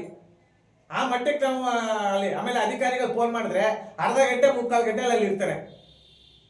ಆ ಮಟ್ಟಕ್ಕೆ ನಾವು ಅಧಿಕಾರಿಗಳನ್ನು ಬೆಂಬಲ ಕೊಡೋದ್ರ ಮೂಲಕ. DPK ಅವರಿಗೆ ನೇರ ಪ್ರಶ್ನೆ, ಇಷ್ಟು ಸಂಘಟನೆಗಳಿದೆ ಮೈಸೂರು ಡಿಸ್ಟಿಕ್ ಅಲ್ಲಿ, ಯಾಕೆ DPK ಅವರೇ ಇದೆಲ್ಲ ಹೋರಾಟ ಮಾಡ್ತಾರೆ, ಬೇರೆಯವ್ರು ಮಾಡಲ್ಲ? ಒಂದು ನೋಡಿ ನಾನು 98-99ರಲ್ಲಿ ಒಂದು BSNL ಕಂಪ್ನಿಯಲ್ಲಿ ನನಗೆ ಸಿಕ್ಕಂತ ಆವತ್ತಿನ ಜಯ ಅದು ನನಗೆ ಮಾರ್ಗದರ್ಶನವಾಗಿದೆ. ಆಮೇಲೆ ನನ್ನ ನಾನು ಕಟ್ಕೊಂಡಿರ್ತಕ್ಕಂಥ ಮಡದಿ, ನಮಗೆ ಜನ್ಮ ಕೊಟ್ಟಂತ ಅಪ್ಪ ಅಮ್ಮ, ಆಮೇಲೆ ವೃತ್ತಿ ಜೀವನ, ನನಗೊಂದು ವೃತ್ತಿ ಜೀವನ ಇದೆ. ನಾನು 91ರಲ್ಲಿ ಛಾಯಾಗ್ರಾಹಕನಾಗಿ ಬಂದಿದ್ದು. ಇದೇ ಸಿದ್ದರಾಮಯ್ಯನವರು ಪಾಳ್ಯದ ಆಮೇಲೆ ಮೈಕ್ ಶೆಟ್ ಸರ್, ಓಂ ಶಿವಶಕ್ತಿ ಎಕೋಸೌಂಡ್ ಸಿಸ್ಟಮ್ ಅಂತ ಇಟ್ಕೊಂಡಿದೆ. ಚಿಲ್ಲರೆ ಅಂಗಡಿ, ಮೈಕ್ ಶೆಟ್ಟು, ಫೋಟೋ, ವಿಡಿಯೋ ಎಲ್ಲ ನಾನೇ ಮಾಡ್ತಾ ಇದ್ದೆ.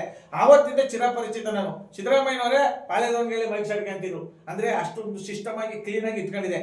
ಗೊರ್ರ ಪರ್ರ ಅಂತಿರ್ಲಿಲ್ಲ ಮೈಕು, ಅವ್ರಿಗೆ ಹೇಳಿ ನಿಂತಿದ್ರು. ಆಮೇಲೆ ರಾಕೇಶ್ ಸಿದ್ದರಾಮಯ್ಯನವರು ಎಲ್ಗೋ DPK ಅವರು ಎಲ್ಗೋಗ್ಬೇಕು, ಯಾವ ಕಡೆ ಹೋಗ್ಬೇಕು ಅಂತ ಎಲ್ಲ ಬೆಂಬಲ ಚೆನ್ನಾಗಿ ಇಟ್ಕೊಂಡಿದ್ರು. ಯಾವಾಗ ಅವರೆಲ್ಲ ಅಡ್ಡದಾರಿ ಇಡಿದ್ರು, ನಮ್ಗೆ ಅಡ್ಡದಾರಿ ಬೇಡ, ಪ್ರಾಮಾಣಿಕವಾಗಿ ಹೋಗ್ಬೇಕು. ಈಗ ಅಡ್ಡದಾರಿಲಿ ಹೋದಾಗ 10 ಜನ ಮುಂದೆ ನಿಂತ್ಕೊಂಡು ಮಾತಾಡಕ್ಕಾಗತ್ತಾ?